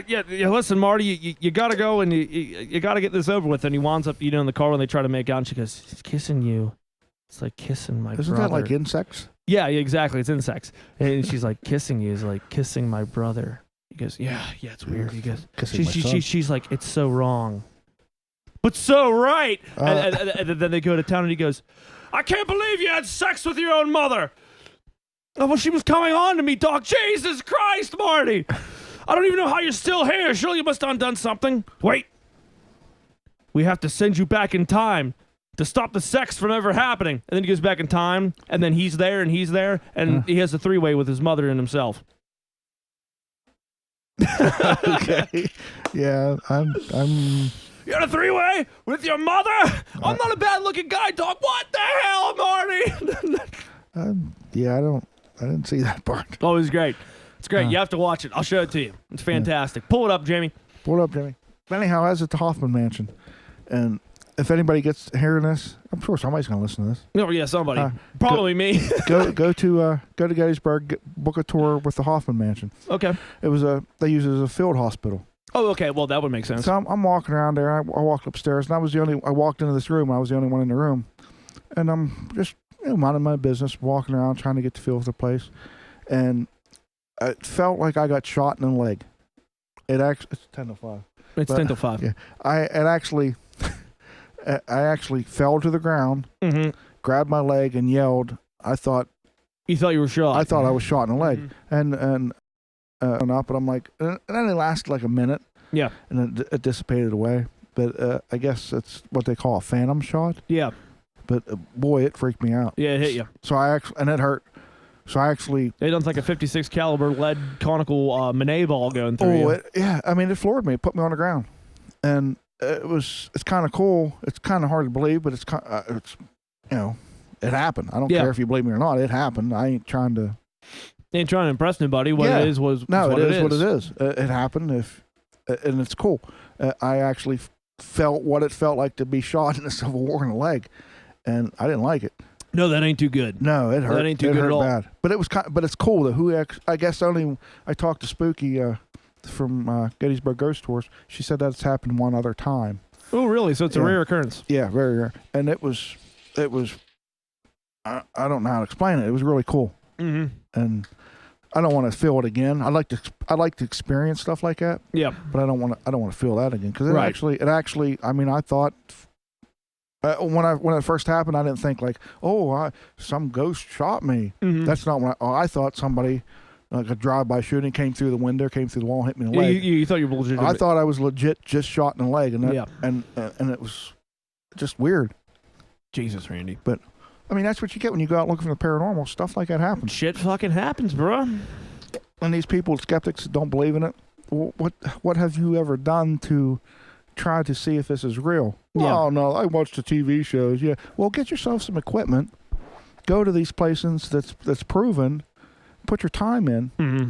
And it'll change your mind. Well, like I say, it's getting back to our conversation earlier. It's like people are like, ghosts aren't real, and they're fishing for catfish in the middle of the field over there. Right, yeah. You ain't going to catch them if they ain't there. If you don't have the right equipment, you're not going to catch them. No. I mean, I got all the equipment. I got everything you need. Yeah, it's like, man, if you want, at least got to go to a fucking graveyard at the right time of night. The graveyards are cool. Yeah. I got some cool pictures up there. Oh, yeah, I know. The only equipment I don't have is I mean, there might be some new stuff out. But I don't have a thermal imaging camera, but Earl and Vicky has one. Tom from Pittsburgh Paranormal Association. They have a thermal imaging. We need to get them on. We'll bring them, I'm sure.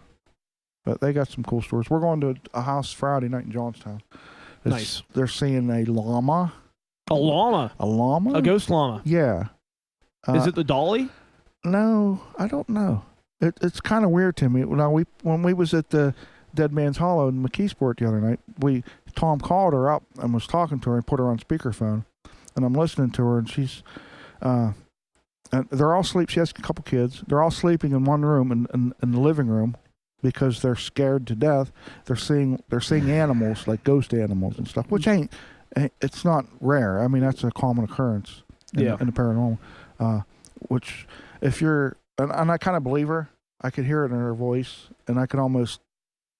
I don't know how to explain it. I could almost feel her scaredness, I guess you call it. You could detect that emotion. Yeah, and I'm thinking to myself, well, if she's... Because you got to weed out the people that just want attention or think that something's going on that really ain't. And, like, why would you call a paranormal group to come investigate and make up something that far out? Yeah. Like a llama. Now, Tom from PPI, he Googled it, looked into it. And there's a movie called what's it called? Give me a second here. Something about a llama. Anyhow, it's a haunted thing, and there's pictures of this llama with red eyes. Now I don't know if she's seen red eyes. I don't believe in that, but there's an actual llama a movie about a llama Lamageddon. Lamageddon. That's what's called, Lamageddon. No shit. And well, she sent him a picture of this llama on the movie Lamageddon, and Tom was like, "Well, that's in the movie," because he Googled it and looked it up.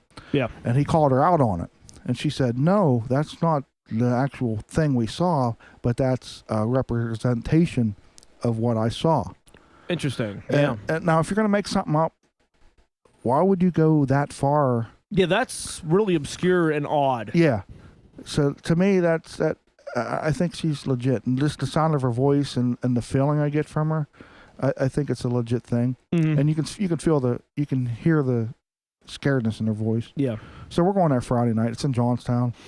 I don't know what's going to happen. I'm sure it's going to be pretty cool. Yeah, you might as well give it a shot. Yeah, I'll go. I mean, I like hanging out with them guys, and we're really good friends.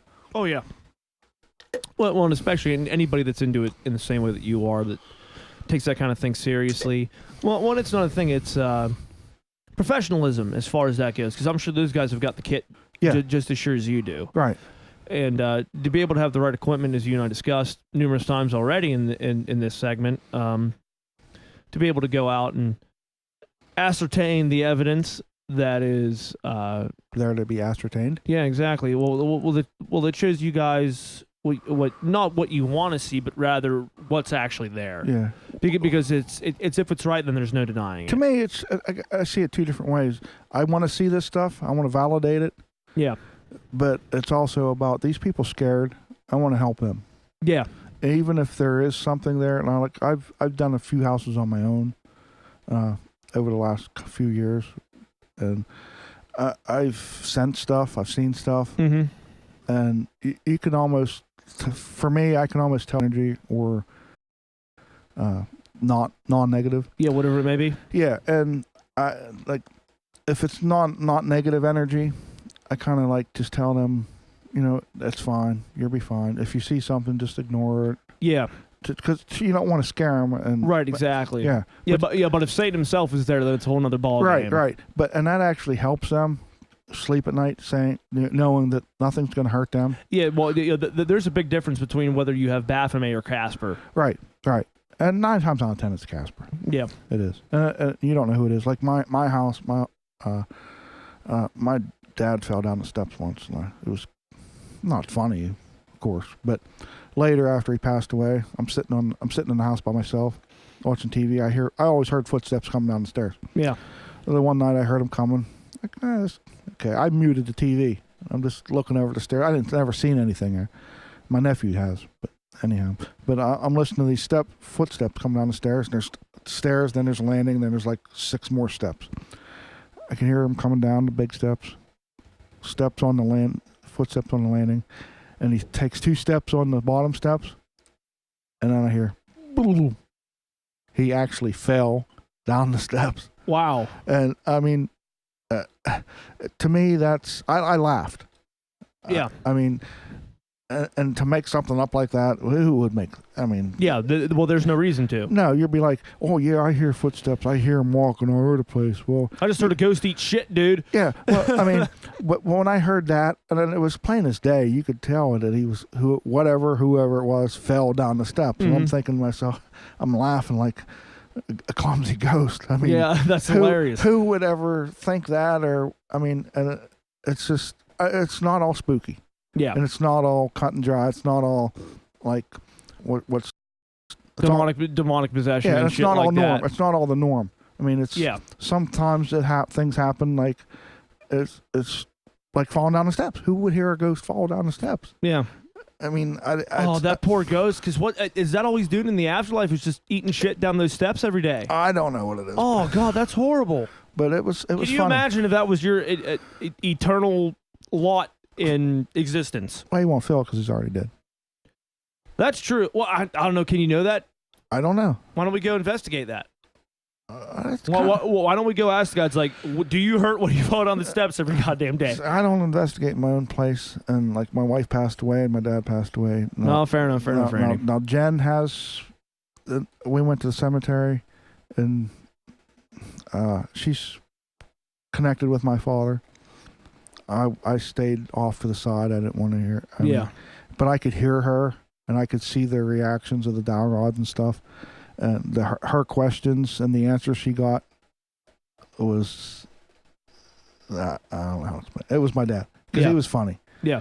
and some of the things that he said that she asked and the yes answers was spot on. My dad would have said that when most people wouldn't have. Yeah.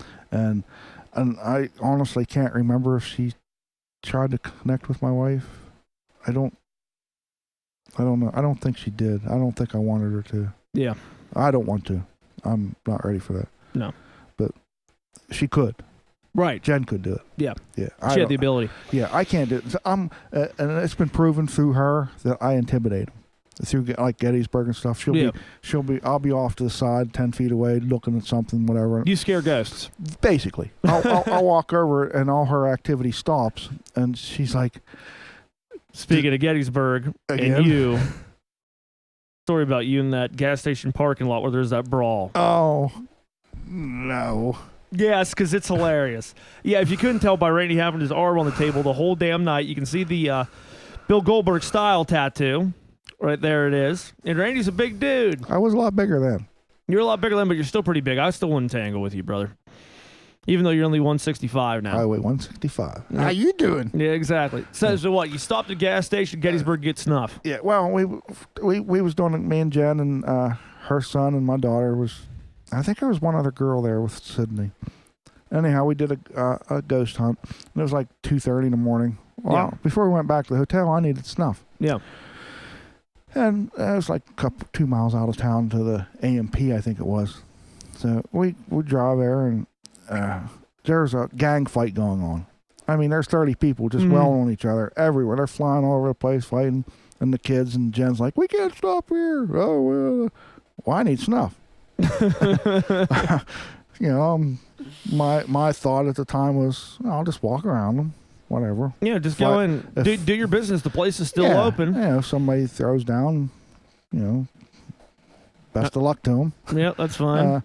But I get out of the car and I start walking through the sidewalk, and they all stopped fighting, parted ways like Moses parted. Yeah, like the Red Sea. Yeah, like I swear to God, he parted like the Red Sea.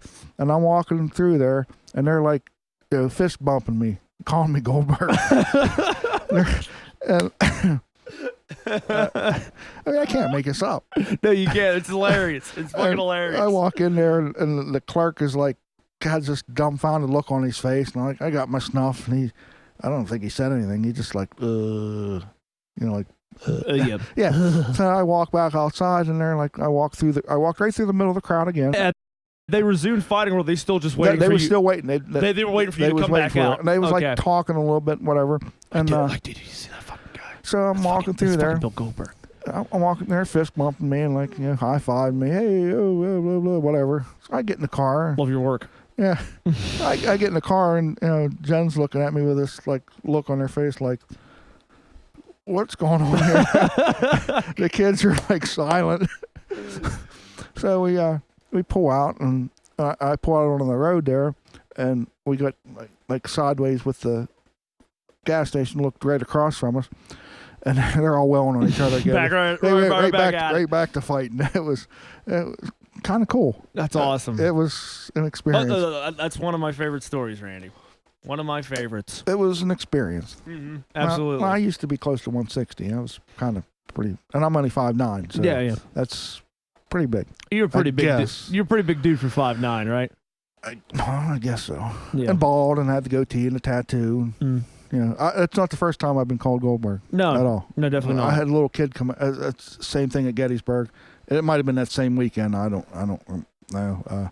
We're walking down, and there's in July probably. It's probably when it was. There's a million people there. Yeah. And the sidewalks are crowded. This little kid comes up to me and says, "Are you Bill Goldberg?" And I'm like, "Really?" Like, I'm looking at him like, poor little, he's like 7, 8, 9 years old. I'm like, "Yeah, son, how you doing?" I shook his hand. He's like, all excited. Like, that kid's still telling stories about the time he met Bill Goldberg in Gettysburg. I'm sure you made that kid's life, man. I'm sure. Well, there was a wrestler there one time too from ECW. I didn't know him. I still don't know. You also think you were Bill Goldberg? Well, no, but it was a weird thing because he's like, I mean, to me, when I look at me, I'm I see Steve Irwin. Yeah. And this dude's like 275 pounds. He's not like big muscular, but he was big, thick, Yeah, big dude. yeah, like a regular wrestler. Like wrestling, there's very few like that was ripped and big and muscular, but the rest of them was still pretty big guys. Yeah. Thick and stuff. So and I didn't know what it was about or whatever. So I'm walking down the sidewalk there, and I see him, and he's like, we lock eyes together. And like, that's a pretty big dude. He's like staring at me as I'm walking, and I got right to him. Like, this is just getting ready to pass him. I had my head turned to him, and he's like still staring at me. So I stopped. And we just had like a stare off for like, I don't know, it felt like forever. Yeah.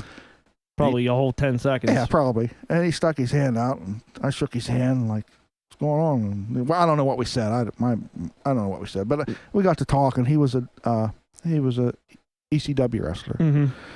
And we got to talking, blah, blah, blah, blah. And talked about people he wrestled. Like, I said, how big's Bill Goldberg? Because I like Bill Goldberg. And I said, how big is he? He said, he's a freaking giant. He said, he looks like you. Wow, thanks. Yeah, I'm just me. But I had no legs either, too. So that my legs are skinny as yours. Yeah, that's true. Yeah, they're a little. I used to not have skinny legs back when I squatted every day. I couldn't squat. I could military. I hate squat.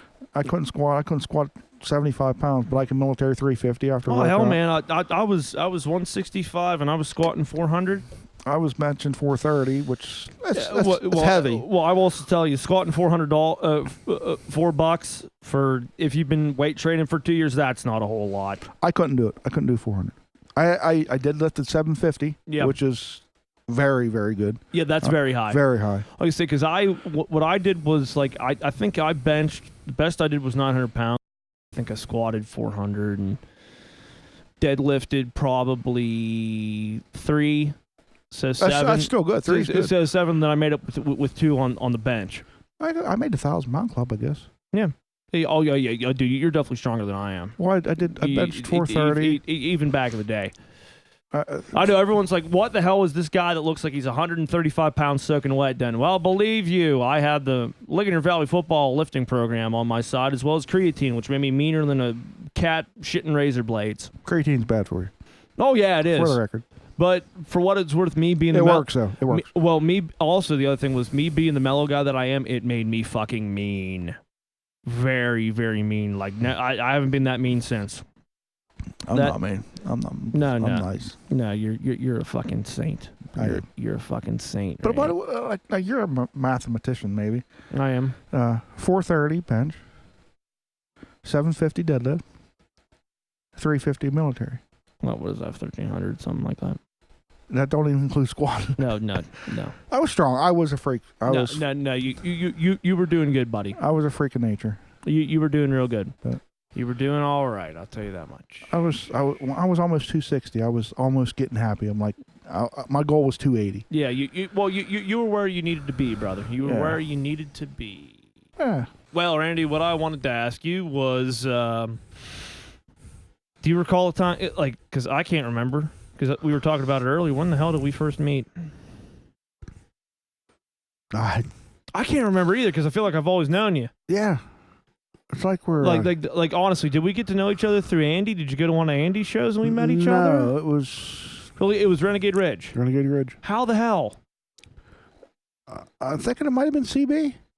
Really? Was it CB? It may have been. Because I remember I met CB one time at Rodney's. That's where we met, Rodney. Yeah. Because honestly, the first time I really remember anything happening, I think I saw you at Rodney's before that, but the first time I remember, I guess, having an honest conversation was the night of Ron Burgundy. And my alias. Yeah, indeed. Well, we have to tell that story. But so we met somewhere in between there. God, I don't even know. But at any rate, so one night, the Renegade Ridge Band is playing down at the Mount Pleasant Slovak, as we often do, and as far as anything goes, that place does have a pretty damn big bar. Yeah, it does. I won't lie. I mean, they got a nice place. Yeah, it is. It is a nice place. They got a hell of a spread there. They keep bucking us, so I ain't gonna bitch about them at all. Shout out to Scott for cleaning up. Hell yeah. I don't even know who the hell you're talking about. Tracy's brother. Oh, Tracy. Okay. Yes, shout out to Scott. All the shout outs to Scott. But in any case, so we're there playing one night, and I don't think, did we even play a set? I think it was. It might have been on the first break. Yeah. It might have been on the first break. And I already knew you, because obviously, like, this is sort of sticks out in my head of, like, our first meeting, but I already knew who the hell you were. Right. I already knew you were Randy. And I already knew CB was CB. But so it was like I think it was just the three of us, because I think Brandon was there for a second, but he was out because it was boring or something like that, because he didn't know what the hell kind of hell was about to be unleashed upon this poor woman. Yeah. So I didn't either. Yeah, so we're all sitting there, and I think we just got our beers, and we like beer. We do enjoy a beer too. I had a few tonight. Mm-hmm. As did I. And this young lady comes walking in our vicinity and starts striking up conversation. She roundabout asks us who we are. Right. And I don't know if she asked you guys if you're in the band or anything. I can't remember. And that. But in any case, she looks at you and goes, "Hey, what who are you? What's your name?" And you say, "Hi, I'm Ron Burgundy." Wait, continue, because there was more. Yeah, I'm Ron Burgundy. I'm a news anchor from. You were like Channel KYDDKA, Channel 4 Action News out of KDKYKKA in San Diego. And she just looks at him and is like, oh, okay. And like this continued. Yeah, for a few minutes. Yeah, like I was fucking dying. Straight face. No, dude, you do not. There was no hint of facetiousness. None at all. No, not at all. Award-winning material right there. Yeah, you were... Dude, I tell you what, Brad Pitt... Should have got an Emmy. Yeah, you should have got an Emmy. You should have got an Oscar. It wasn't even a film or a TV show. It was real life. You should have got an award for that. It was good. I don't know. What the hell? You should have got a Nobel Prize, not a Peace Prize. You should have got... Well, you should have got a Peace Prize for the piece that you acted there. Luckily, I don't got a Purple Heart over it. Oh, yeah, exactly. I mean, but... In any case, it was absolutely incredible. It was pretty cool. Oh yeah, that was one of the top 10 moments of my life. Yeah, she didn't know that better. Poor girl. I don't want them to know my real name because then they like poke you on Facebook. Oh yeah, and isn't that shit annoying? It is because Do you poke people on Facebook? No, because I'm very loyal. Yeah, I pride myself on that, and You don't poke people who don't want poked. No, you ain't Bill Cosby. No, and if somebody would come up to me like she did that night and ask me, she don't need to know my real name. No. I have somebody. It was definitely funnier without you telling her your real name. Yeah, I still didn't. No, she never knew. No. She never found out. No. To this day, that girl is walking around bars saying that she met Ron Burgundy. Yeah, from San Diego. Yeah, San Diego, yeah. Which in German, of course, means... San Diego? A whale's vagina. Well, is that what that means? Yeah. See, I didn't know that's that. what they said in the movie, so it's got to be true. Well, oh yeah, I guess it does. But no, I don't. And I can't even get in trouble on YouTube for that because that's an anatomical term. That's what that word is. Yeah. Yeah. And is that anatomical? Anatomical? Automatically. I would use automatically correct. That is an automatically correct term. Exactly. Because apparently I'm incapable. Normally I'm incapable of speaking English. In case you guys couldn't tell by the pace of my speech, because I tend to talk a little bit fast for anybody who hasn't noticed, and if you haven't noticed, then God bless you, because you got to be on cocaine or something. And in a shocking turn of events, I'm pretty sure I did most of the talking tonight. Yeah, you have. You've done I'm not well. a talker. I am First not a talker. podcast, Randy, you put this podcast on your back and just ran with it. And I'm not a talker. You were like Jerome Bettis. Yeah, or the bus even. Yeah. Same thing. Basically. Yeah, or the you were a mule tonight, my friend. I was a mule. But no, I don't want people to know my name because I don't want the, what's the word? I don't want the, help me out here. You don't want. I don't want the attention. Yeah, I was gonna say the notoriety. Right. Well, you don't want the notoriety. And it's not, and it's because I'm very loyal. Yeah. And I pride myself on that. Mm-hmm. And I don't want to jeopardize anything. I don't want to be put in a position to jeopardize anything. Yeah. I won't do that.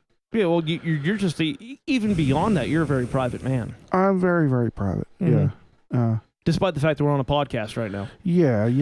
Well, you've noticed, and this has been discussed in 30 million different podcasts all over the internet. The idea that you have to be a public figure, but you want to be a private person. Yeah. You own a business. You have to be able to go out and It's hard for me to yeah. I don't know how to explain it. Yeah. I'm private, but I do have life experiences that's, I would say, what would you say? I don't know what I would say. I've went through things and have experiences that most people haven't. Yeah. And it makes you value your privacy. It does, but it's also kind of cool. I mean, yeah, like some of the things it's unheard of that I've accomplished or I've done or that has happened. That's like nobody would ever think that could ever happen. And for the longest time, I wouldn't. I just bottled it up, right, or whatever. But looking back, I'm getting like older now. I'm almost 30. It's kind of cool. That's good, Trevor. Yeah, the ones are bad. It's kind of cool, and but it's also hard to tell because 9 out of 10 people is going to say you're full of crap. Oh, absolutely. But I'm to the point now. Well, especially a lot of your stories, we haven't really even scraped the surface with a lot of these. No. To be completely frank, and I don't even want to blow our load on the first podcast, so there's still some stuff I'm going to leave up to mystery. Yeah, I've been through a lot. Yeah, you have. And I've accomplished a lot that I'm very proud of. That's somewhat unbelievable to an extent, sort of. I mean, to me, it's not. To me, it's nothing. Yeah. To me, it's just. You were there. It was my passion. I was focused. I wanted to do this. I went for this. I did this. It was my life at the time, where most people wouldn't have or never had the opportunity. Well, basically, a lot of the stuff that you're discussing is on the it's in the realm of martial arts. A lot of it. Yeah, a lot of it. And I'm going to save that for when we have Andy on here because I want you to school his ass on that shit. I don't know if I'll school him, but and what I want to hear you guys talk about that. Yeah. And I don't want to blow our load on that yet because you and I have obviously got 1.5 billion podcasts that we got to do that we'll probably never get around to. Probably. But I at least want to have, I want to have the ammo in the can for that. Probably some of the things I probably can't say. Yeah. Well, just for legality. Remember that time you killed all the school children? Oh, that was an accident almost. Yeah. On paper it was. Hey, they took my cookies. Oh, well, those little shits. They took my cookies. Those little shits, fuck them. Hey, they're my cookies. I have the right to defend my life and my cookies' life. I don't know. I mean, that's what the 18th Amendment says, man. I'm pretty sure it does. Yeah. I didn't read it. I actually can't remember what the 18th Amendment says, and I'm a constitutional scholar, so. Yeah, well, I went to school, but... no. I used to. I used to go to school. No, a lot. Like... And not everything was good. Like I've been through traumas, I guess. Different traumatic experiences. You've been through some shit, my friend. Yeah. Anybody who knows you knows that. Yeah, and I try not to talk about it much, but it affects my everyday life. Yeah. My memory's not there. Yeah.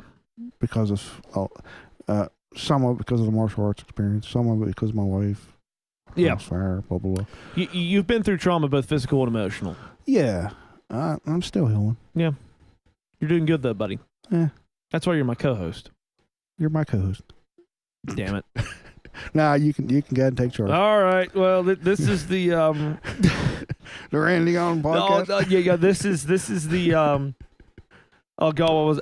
this is the Cash Gal podcast with Randy Gowton and his co-host, Clint Herb. Welcome. Cash Gal. I thought that was pretty good. That was good. I thought it was half decent. Welcome. I'd like to thank you for joining my show. All right. And so we've got plenty of time left still. Believe it or not, folks, you're like, you guys have been going for like an hour and a half and you still have more time. I'm like, I'm looking at these cameras.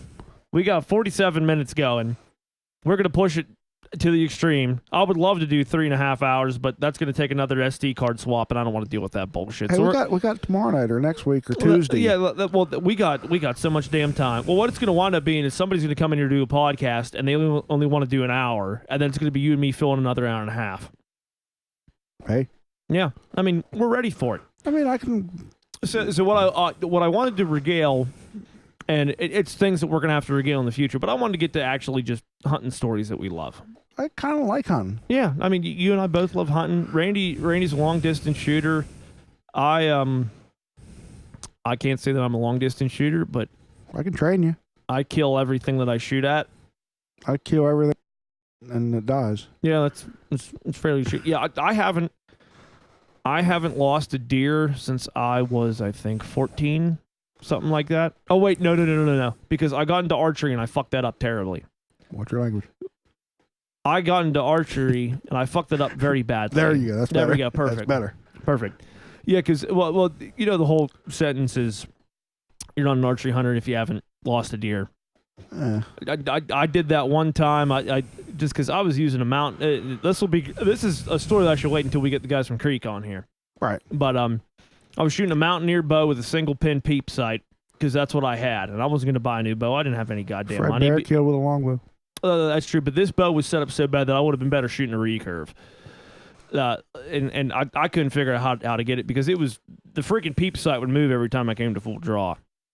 And I practiced with that thing every day. I put 30, 45 arrows downrange every day.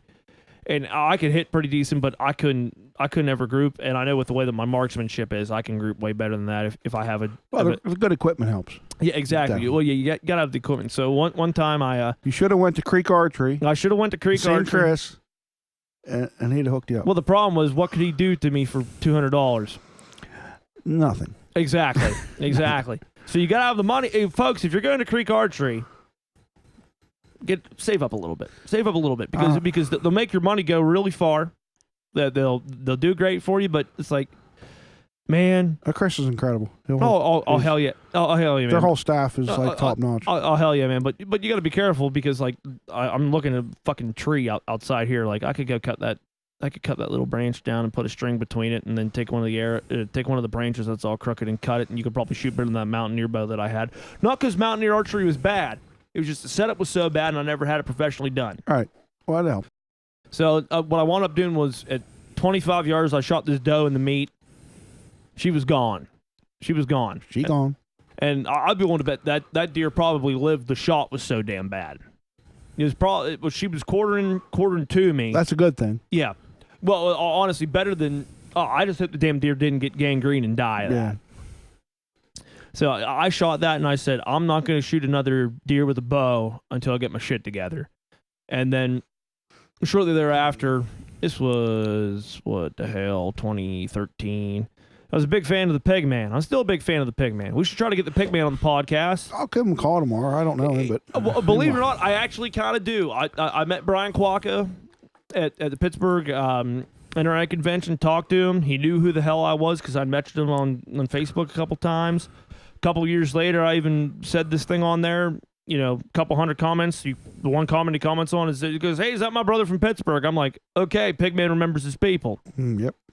And I actually have a theme song written for that damn show. Written for that damn show. I wrote it so long ago, his sponsors have changed, so I got to change the lyrics to fit sponsors. Well, you can do it. Yeah, but I got to do that. I got to have either AJ or Andy sing on it, make it badass. Or me. Or you, Andy. Did you ever hear my voice? Randy. Yeah. Go for it. Heading down to Groesbeck, bare bow in my hand. Barney is a dinosaur from her... Oh, okay. See, immediately it's screwed up because I don't think Pigman shoots bear anymore. Because it was heading down to Groesbeck, bare bow in my hand, call the dogs, let's hunt some hogs. And I was like, this is golden. Thinking big badass halftime with dirty slide guitar and all that shit. Oh, man, he'd eat that shit up. But in any case, we'll get that going for Brian. For too long. God, what a sweet guy. Because I met him there. I was like, dude, my brother's the biggest fan in the world. And he goes, call him, Jib.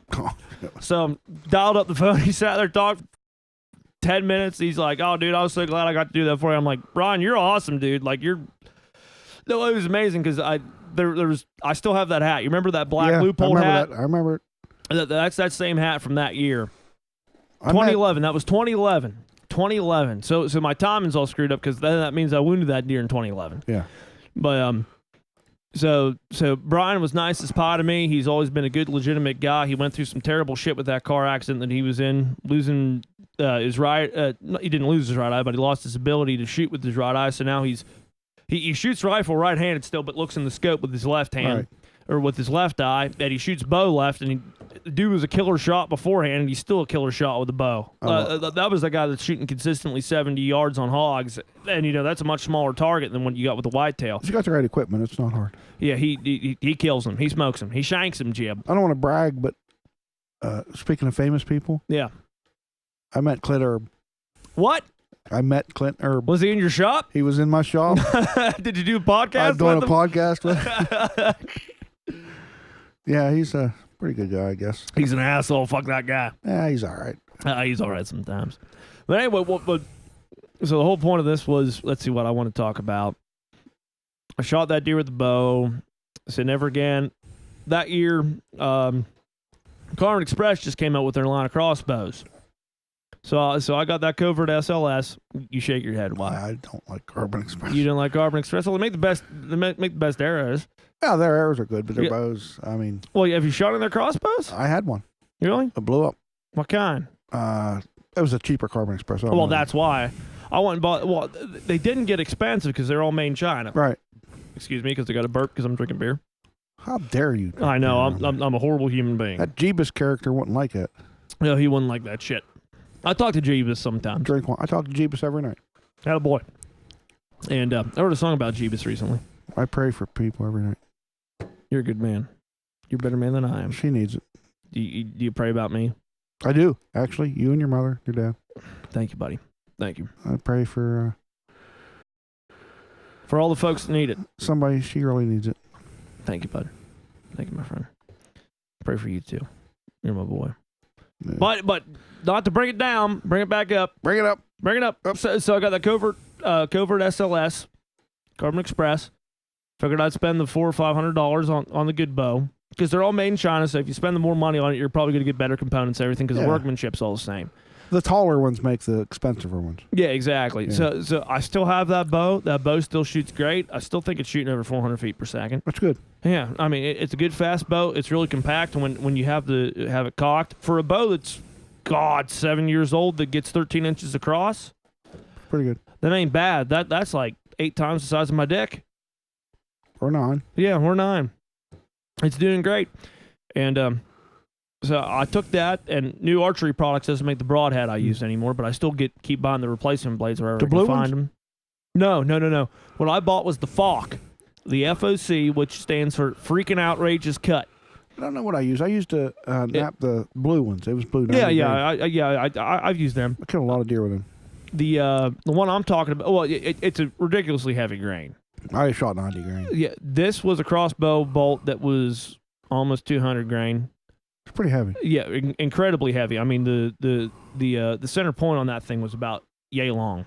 Yay. Yay long. Well, maybe not yay long. About yay long. And for those of us who are listening on audio, I don't even know if that's going to happen, but that's about between 1 and 10. 2.5 inches. 2.5 inches. Between 1 and 10. So when the blades expanded, it was a mechanical broadhead, but not with a rubber band or nothing. It was just folded metal that had these guidelines in it so that it wouldn't spring out until you hit the target. So it'd stay completely compacted. Whenever that broadhead expanded, it would go to 3 inches across. So a 3-inch cut on, I think it was 180 grain. I said almost 200. 180 grain broadhead. It's pretty heavy. Yeah, very, very heavy. And I was shooting not 22s, I was shooting 20-inch bolts with that. And the destruction that those broadheads have caused, I never lost a deer with them. All right. I killed plenty of deer with them. The first kill with them, what was a twofer? I was up in a poplar tree by the pines by where I hunt. Was that tree that had them leaves on it? Yeah. I remember that tree. Also in that same tree, a damn freaking barred owl flew up in the tree and hit the tree, and I was like, "What the hell's going?" I heard all these crows going on and shit like that. I wasn't there that day. And then my tree goes like this. Wobble. I wasn't there that day, but I look up, and 10 feet above my head is this owl looking at me like, "Who? What the fuck you doing here?" Who was it? It was an owl. Who? Who cooks for you? Yeah. I cook for myself. I'm a very good cook. There you go. Attaboy. He was there. Not to get off topic, because we can talk. We can talk about hot pockets all night long. The pizza ones? Oh yeah, I like the pizza ones. Don't you fucking start. So anyway, me and the owl are hanging out in the tree. Who? Stop it. Sorry. Stop it. We're not talking about the rock bands from the '60s. We're talking about goddamn hunting. So the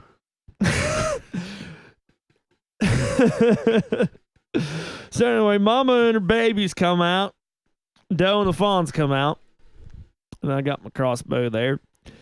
And what does Mama do? The fawns are out pissing around doing all this stuff. Yeah, like how I dropped the F-bomb 37 times in the podcast, and I just cooked myself from saying hell or whatever the hell it was. And I looked down, I'm almost directly below my tree stand. Damn it, CB. Like if I climbed down, my bottom rung would hit that deer right on top of the back. I'm like, I don't care. So I aim straight down, shoot. The deer drops, lays against the tree, dead. Not dead, whining and pissing and moaning and all that shit. Poor little critter. And I had two doe tags. I look around, them babies are still hanging around. I'm like, all right. So I put that thing on my bottom rung, cock it up with my hands because I didn't have a rope for it. Put another bolt in there, reached around the tree, shot the other one. Climbed on down. That first shot went straight through her spinal column, severed it, which is why she dropped straight on the tree. Went the whole way down into the chest bone. The sternum. Yeah, the sternum. Yeah, because it wasn't in the ribs; it was right in the sternum. I mean, she was dead within 5 seconds. She was done. Expired. Yeah, very easy for that. So no tracking on that one. But of course, I double lunged the baby. I destroyed the baby. It was easy to track, apart from the fact that it ran into the thickest shit that you've ever seen. That's what they do. Well, and especially when they're 40 pounds, they're good eating. But they make good cheeseburgers. Oh my gosh, they're delicious. And they make two though. That's the problem. And it did one of those things where it ran around the thicket and then came back in, so you had to track it the whole way through thick shit and then do the circle around, and finally you have to drag it out all this shit. Well, they don't read the rule books. No, they don't. They don't read it all. They're a little ignorant about that. It's like, if you're gonna die the right way. Well, they don't know. They don't go to school. No. They don't watch the interweb. They're what you would call uneducated. Uneducated. Mm-hmm. Exactly what I would say. So out of there, I had my 2 kills, and yeehaw. Then I went and killed an 8-point with it, which was nice. And actually, Randy, I didn't hunt. Actually, I did hunt. I just didn't hunt hard until I killed that deer that I brought here for you. To Drop Time Taxidermy. Yeah, to Drop Time Taxidermy for all your taxidermy needs. That was a cool one because I was going to tell you, I was going to have you tell another story, and I'm like, you know what? I'll just go ahead and go with this one because this one's good too. Because it was a great experience. We can tell another one tomorrow.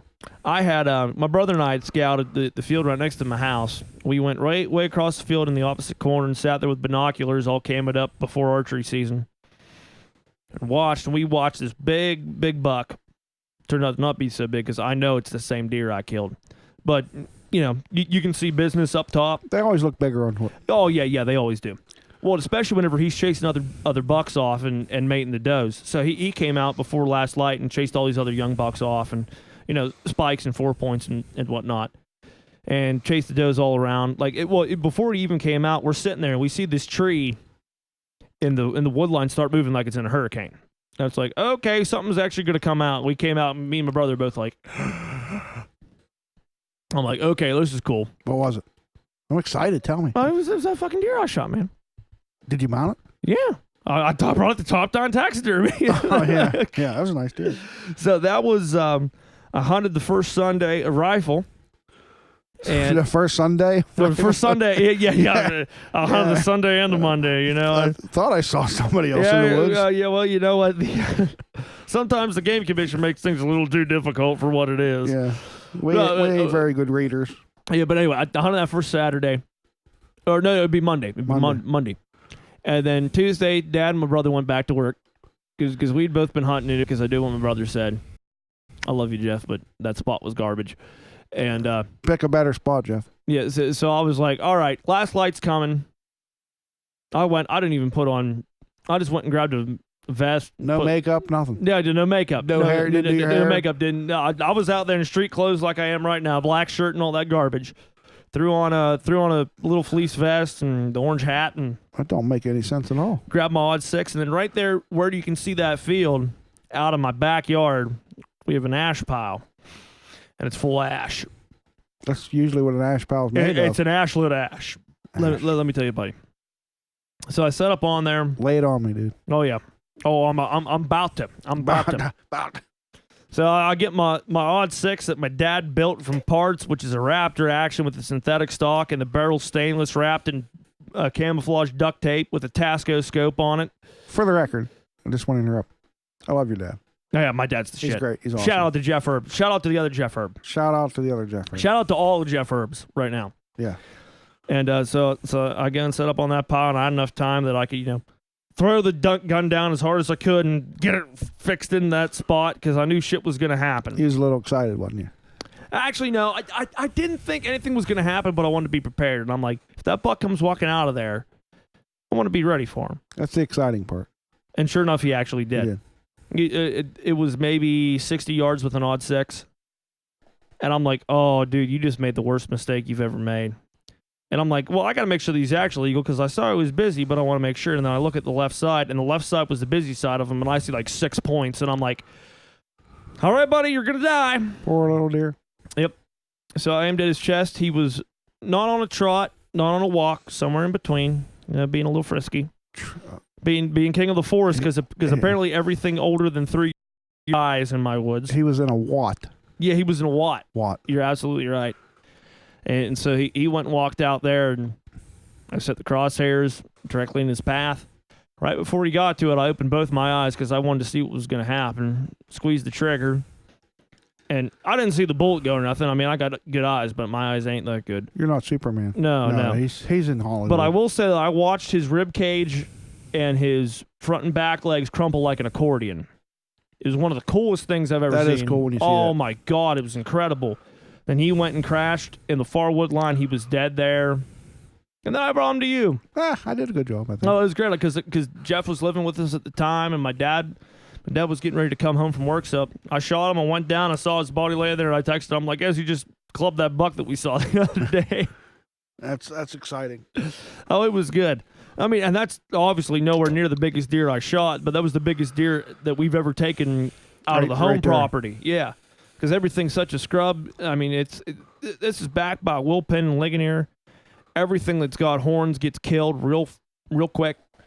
So to be able to take something that was even somewhat decent, something that had... It was a nice buck. Let's see, what the hell did... I mean, it was wide. It weren't tall at all. No. It was not tall and did not have mass. Like I said, it was, a 3-year-old deer with a really nice rack for a 3-year-old deer.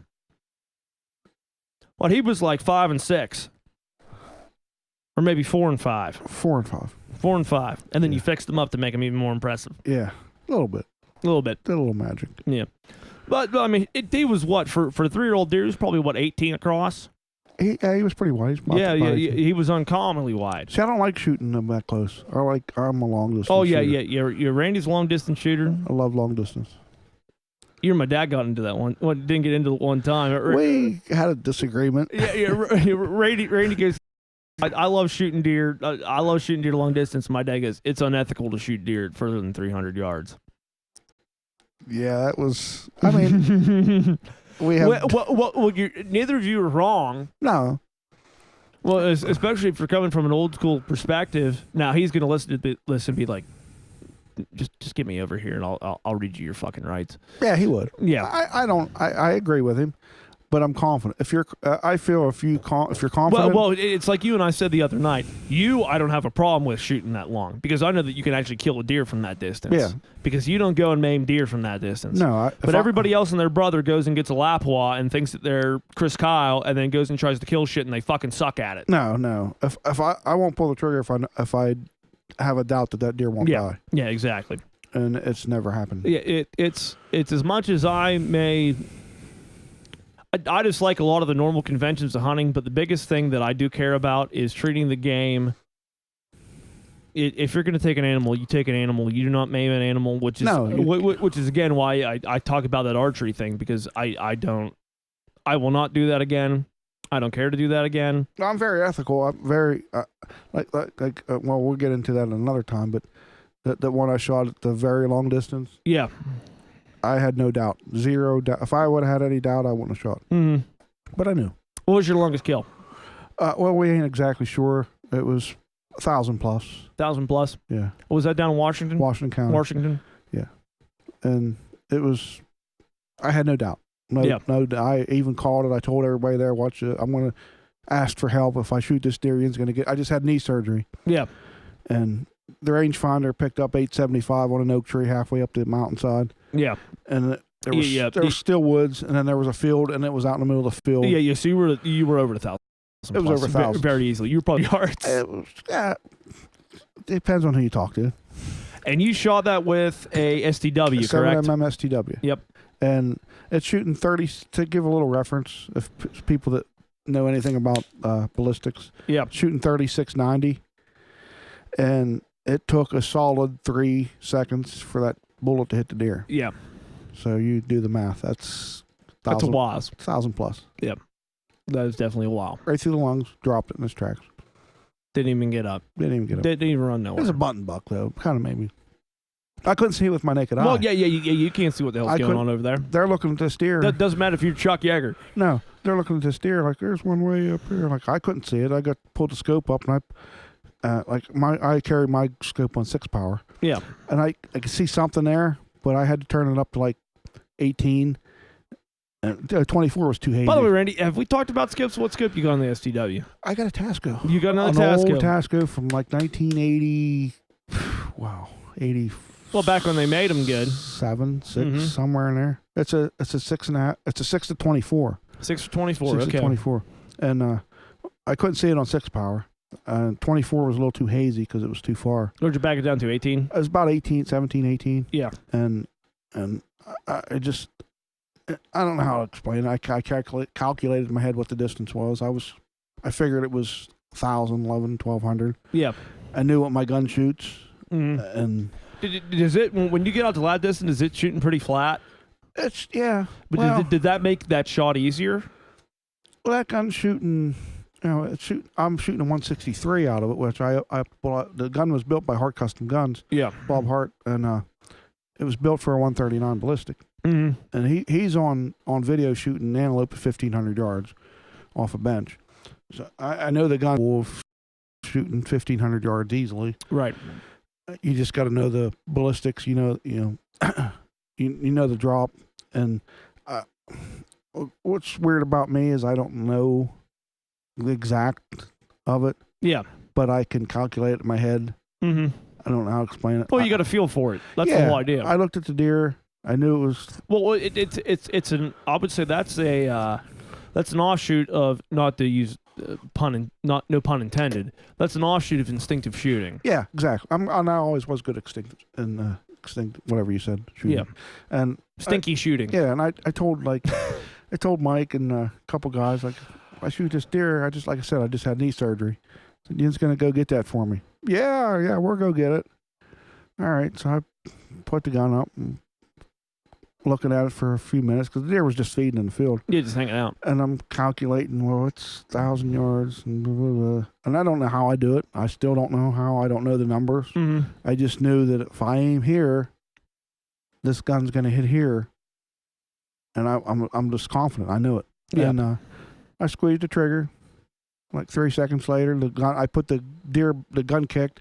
I put the deer back in the scope before the bullet hit it. Yes, you could watch. I watched, and you could see there's just boom, down it went. Yep. Mike got in the truck and said, I'll never hear the end of this. And he left. Took me like an hour to go get the deer myself. Like I was limping.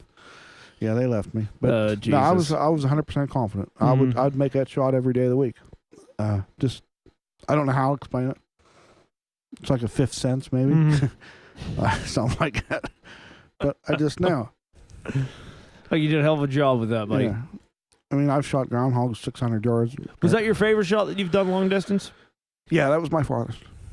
But is it your favorite? My favorite, yes, it was. Because it was the most high distance. Because everybody was sitting there watching, and nobody. There was like nobody had any faith. We had a group of guys. We was all deer hunting in Washington, and there was probably 10, 12 people standing there, and they're all watching. And they're like, not one of them thought I would even come close to hitting that deer. Yeah. And I'm telling them I'm going to shoot this deer if you can go get it because I'm hurt. I just had knee surgery. Yeah, we'll get it. Yeah. They didn't. Yeah, they're full of shit, huh? Yeah. I pulled the trigger, deer dropped. They got in the truck and left. I'll never hear the end of this. Here we go. But now, if I'd have had a doubt, I wouldn't have shot. No. And earlier that day, me and Mike's standing together, and there's deer, I don't know, maybe 75 yards.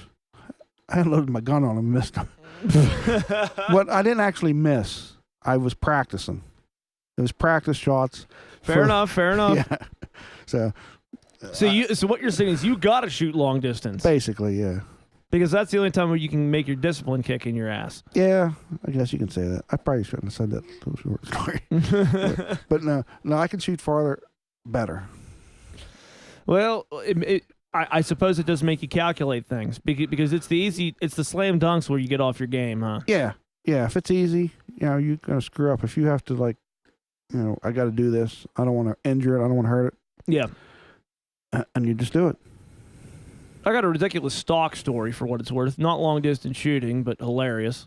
Maybe not hilarious, but might be. But interesting. We'll find out. So we're my dad and I are hunting the Longfield once upon a time. I was probably all of 14 years old or something like that, 14, 15. Out there in Hazley's, we call it the Longfield because obviously it's a long and narrow field. So we're set up on the old road that used to go in between New Florence and Ligonier. And still on our 30-06, right? No, that might have been that might have been 243. This might be 243. Well, they're pretty flat shoot. Well, they're fast. And they tumble though, long distance. But this wasn't even a long shot. Because I think I was using the brake action for that. Because that was that's always been our starter gun. You shoot 243, it's low recoil. You don't have to be too scared of it, especially for a skinny fuck like me. Yeah, you weigh 165. Yeah, exactly. And anyway, so we're sitting there on the old road, and we can see that there's two deer out there in the middle of the field on the crest where the hill goes up, and the field continues on pretty flat from there on out. And we're looking, and then you kind of lose sight of them. You can see them every once in a while, and I'm like, and we're trying to shoot through brush like this, and I'm like, you know how it is. If I hit one of those blades of grass from 10 feet away and I try to put that bullet out there, it ain't going to work. It's going to splinter, yeah. And I'm like, Dad, I want to kill a deer.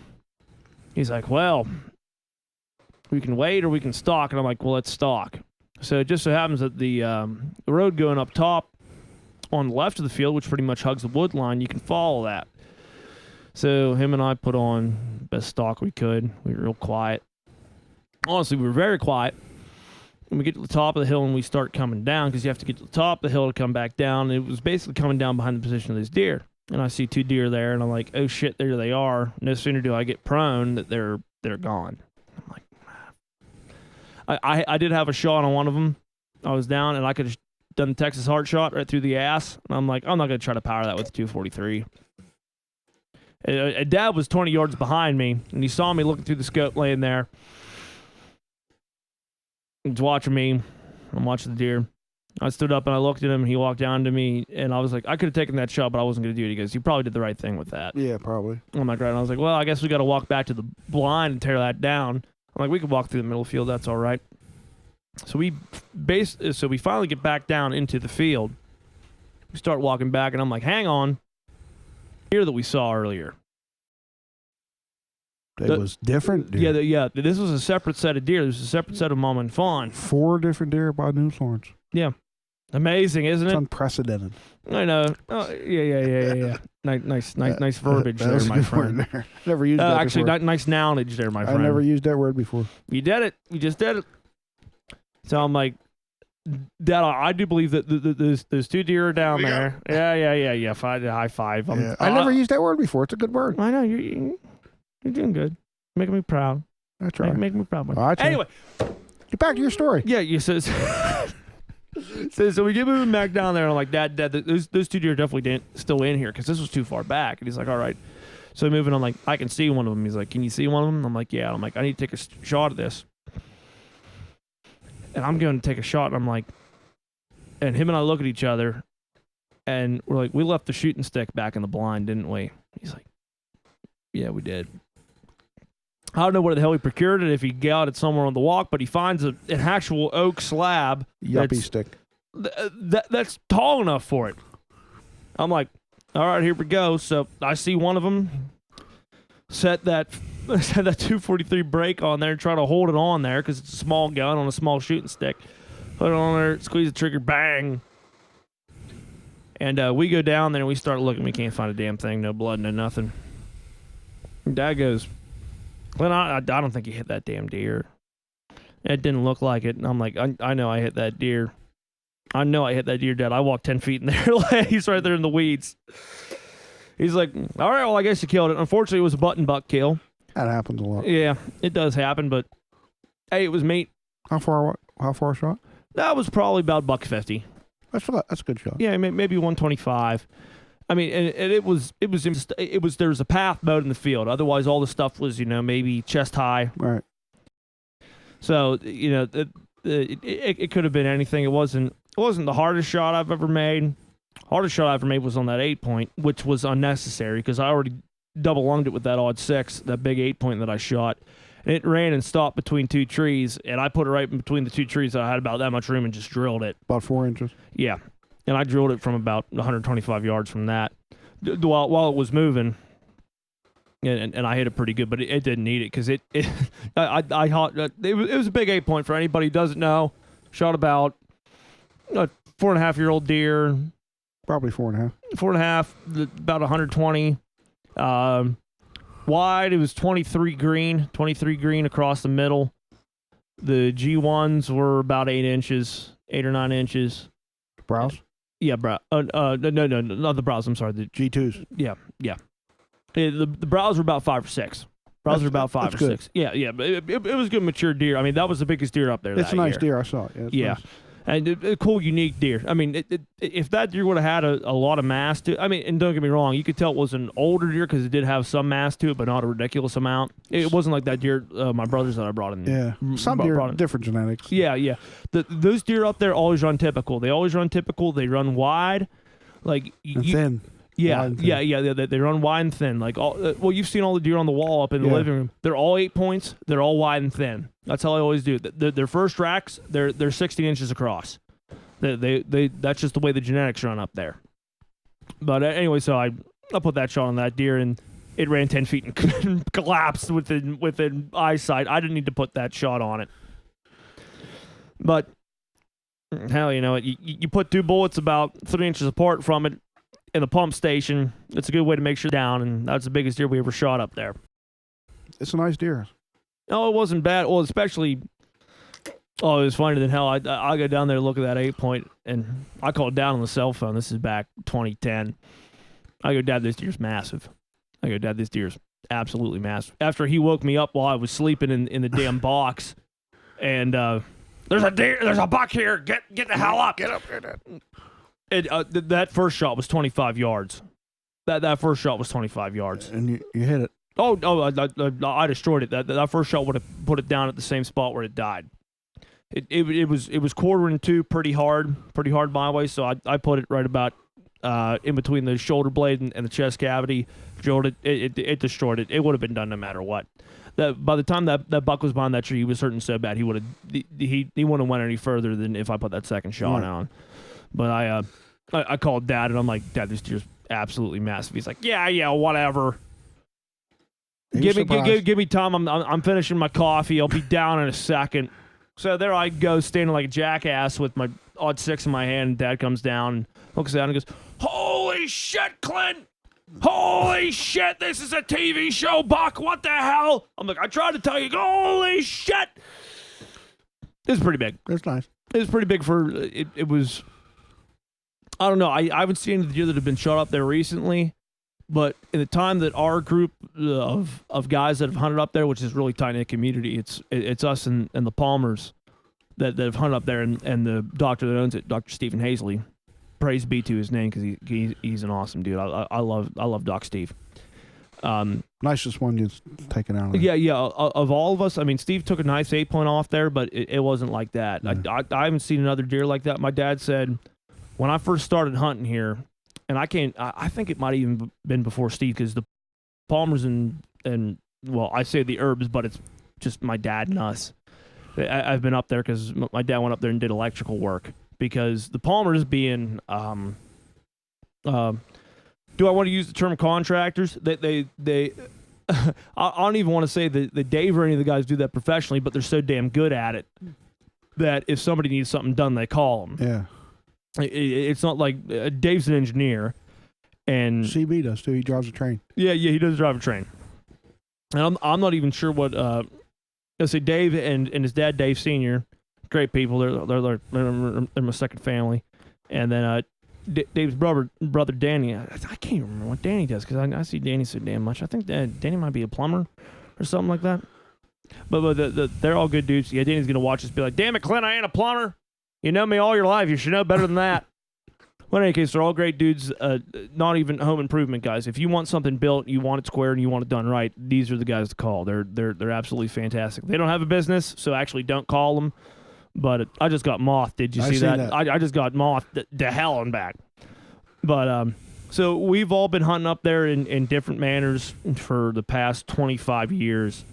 And as far as my knowledge goes, that was the biggest deer that was taken off that place in that time by any of us. It's a nice one. It weren't bad. So that kind of gives you the state of, if the biggest buck that's taken off that property because the hunting pressure is 120, there you have it. Yeah. Because I think after deductions, you and I scored it. I think it was I can't remember. It was either 119 or 129. I think it was over 120. I want to say it was 129. I think it was 129. Yeah, that makes sense. I mean, it wasn't no record book buck, but it was a damn nice deer. Buck, yeah, especially for a nice typical bruiser like that. Yeah. Good deer. Well, like as you and I say, he could have used another year. If he would have had another year, could you imagine the bases on that son of a bitch? Oh, that would have been fantastic. Oh my God, Randy. Last one I shot dropped right where it fell. Where?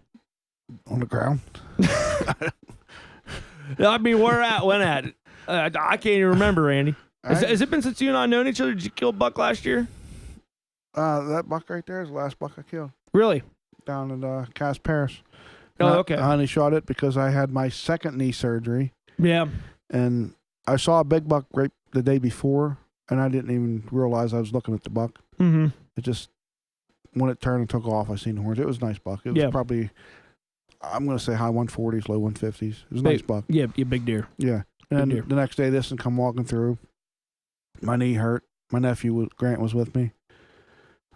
Grant's a good dude. He's good. He's a funny kid. Yeah. I love his Facebook posts. All he ever talks about is massaging girls' asses. Yeah. And then eating them out. That's all he talks about. We're going to have to link him to this just so he can hear me say that. Yeah, probably. Grant, get some goddamn tact. Get some tact, boy. Some tact. But I come walking out 30 yards probably, feeding. I watched it for 10 minutes. I wasn't going to shoot it.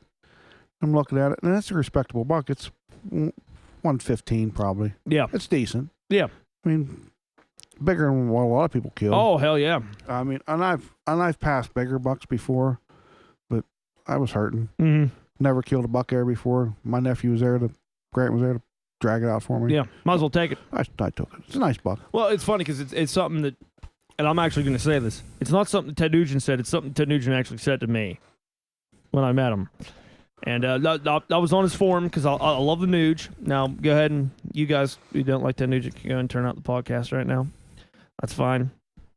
What Ted said to me, well, he goes, dude, I'm originally from Michigan. My dad's from Detroit. We hunted really hard. We never killed anything. He goes, every time I see anything with bones, because I remember being 15 years old in the woods and never seen a buck. If I see something with bones, I start shaking. Mm-hmm. He's like, dude, I like even now, I hunt I have this great property in Michigan where I hunt. I got all this stuff in Texas. I can go anywhere the hell that I want to hunt. Even now, it's like I still haven't lost that. Anytime I see something that's got a decent rack on it, I'm. Oh, I've seen him shoot 110s before, and I'll be all excited. Oh yeah, he loves it. He loves it, and at least he eats what he kills.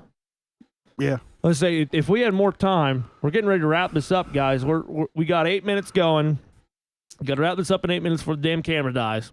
Okay. Well, we're getting close. We still got 8 minutes. That's why I say we wrap it up. It's just like Joe Rogan. He says we're going to wrap it up, and then he still keeps talking. Until the camera dies. Yeah, exactly. Well, what I was going to talk about was actually CWD. I think it's a hoax. Yeah, it's a hoax, but at least the game commission sent me a damn letter, and now I'm all like, I'm not going to buy a hunting license this year, and I'm all pissed off. I'd still buy a hunting license, still shoot a deer. If it's healthy looking, eat it. Yeah, well, I mean, I guess if you don't eat any spinal tissue, you're all right. Yeah. Well, I mean, but that's the biggest problem is because if I'm cutting up my own deer, and if it might have CWD, it might not. So you're trying to rip the back straps out of it. That's directly on top of the spine. All right. I mean, if I was just doing hams and the front shoulders, well, I ain't going to do that. Let's not kid ourselves. If I was just doing the front shoulders, I'm going to blow those out with a 30-06. It doesn't matter. You'll be able to tell by looking at it. That's true. Maybe. I don't know. I've seen deer that was sickly looking and had something. That's probably what it was. Yeah. But my opinion on it, it's always been there. But there's so many more hunters with cameras out there. Yeah. They're actually catching them now. Or 10 years ago when you didn't hear of CWD? Yeah, well, maybe that's the thing that I'll say, because in Westmoreland County, in my area, I'm actually up by the Game Commission office in I'm up between Ligonier and New Florence. And just that little area, north of Ligonier, north of Route 30, within the ridges, up to the river. So that northern half of the valley is considered a chronic wasting disease area. I've been hunting there all my life. I've been watching the deer. I've been taking lots of pictures of the deer. I've been feeding the deer. Maybe I shouldn't have been feeding the deer if it helps with CWD. Who knows? Or if that doesn't matter. We won't get into that. I haven't seen anything about it. No. I haven't seen a sign. I haven't seen hiding or hair of it. No, I mean, I'm sure that they have some dead deer that makes them say, okay, chronic wasting disease is in this particular game area. Maybe one specimen, maybe two specimens, whatever the hell it is. I don't know what their protocol is. It might be as soon as they have a dead deer in that area that tests positive for it, they say that they start flashing the warning lights. Maybe the siren starts going off. I don't know. Or the insurance company says there's too many deer getting hit along this area here. Yeah. Make a CWD. Go in there and slaughter them. Well, I wish it was that way, because I wish they'd give me more tags so I could go kill everything. And ladies and gentlemen, I do have to tell you, I don't like killing everything, but I like eating deer. They're good. Yeah, well, I mean, I'll be completely honest. Maybe it's just me being a cheap asshole or whatever it is. I have no problem not buying beef, shooting deer, and just eating nothing but deer. After it's better for you. Randy, I always forget your buddy's name who cut up the last deer for me. Ed. What's Ed's last name? Butler. Ed Butler. Ed did the greatest job that I've ever had cutting up a deer. Right over the hill here. And I even asked Ed, I'm like, Ed, I need thick steaks because I like eating my steak with a little bit of pink in the middle. Yeah, because I know deer, you're supposed to cook it a lot farther through. So I'm like, Ed, cook me some thick, like 2-inch steak, or cut me some thick 2-inch steaks. And Ed goes, listen, dude, I'll cut them into triangles if you want. Whatever you want. I don't care. I'll make it whatever. So then he goes and brings out this this bologna with cheese in it. He goes, here, try that. And we would try it. I was like, that's delicious. It's delicious. He goes, you want some of that? I'm like, give me as much as you possibly can. He goes, it's going to be expensive. I'm like, I don't give a shit. So, normally it's like you get a little shoebox full of deer. He gave me 2 giant-ass nacho boxes full of deer meat. And then he's like, I'm not even going to say the price. All I can tell you is it was extremely good. Yeah. I'll put it this way. It was as much for that little shoebox full of deer as these 2 big nacho boxes of deer meat. He goes, oh, dude, I hope that's not too much. I mean, you told me to make all the ground meat into that and da-da-da. I'm like, dude, are you fucking kidding me? That's incredible. I help him, and I take every ounce of meat off that bone that I can get. Oh, my God. It was just the workmanship, the quality. The quality is what blows my mind, because I've been taking deer to different people for how long? Ed's particular. He's a professionalist at everything he does. A perfectionist. Yeah, that's what I said. Yeah, exactly. You said something different. Yeah, he's a perfectionist. Everything he does is it's top notch. Yeah, everything. He did so fucking great. I don't know if he wants to have people from outside coming in and bringing him business or whatnot. If it's just our friend's operation, but I just had to give him a shout out. He's a perfectionist. Yeah, I just had to give him a shout out, because the work that he did was so great that I just, unless I'm cutting them up myself because I'm lazy as shit and don't want to drive down here or wherever the hell it might be, I'm just blown away by what he did. It was just absolutely fantastic. Absolutely fantastic, Randy. I cannot stress that enough. All right, buddy. Well, we got 2 minutes left on the cameras. Maybe it's time to say goodbye, my friend. I guess. Yeah, you ain't got nothing else to say, huh? Oh, I got plenty to say. Oh, yeah, I know. We can keep going, but the sun's about ready to come up. I don't even know what the hell time it is. Hang on, let me look down. Say something. Oh, it's quarter after 4:30. It's almost 5 o'clock. Oh, shit. So what, we've been going for 2.5 hours in between all the card changing and all that fun shit.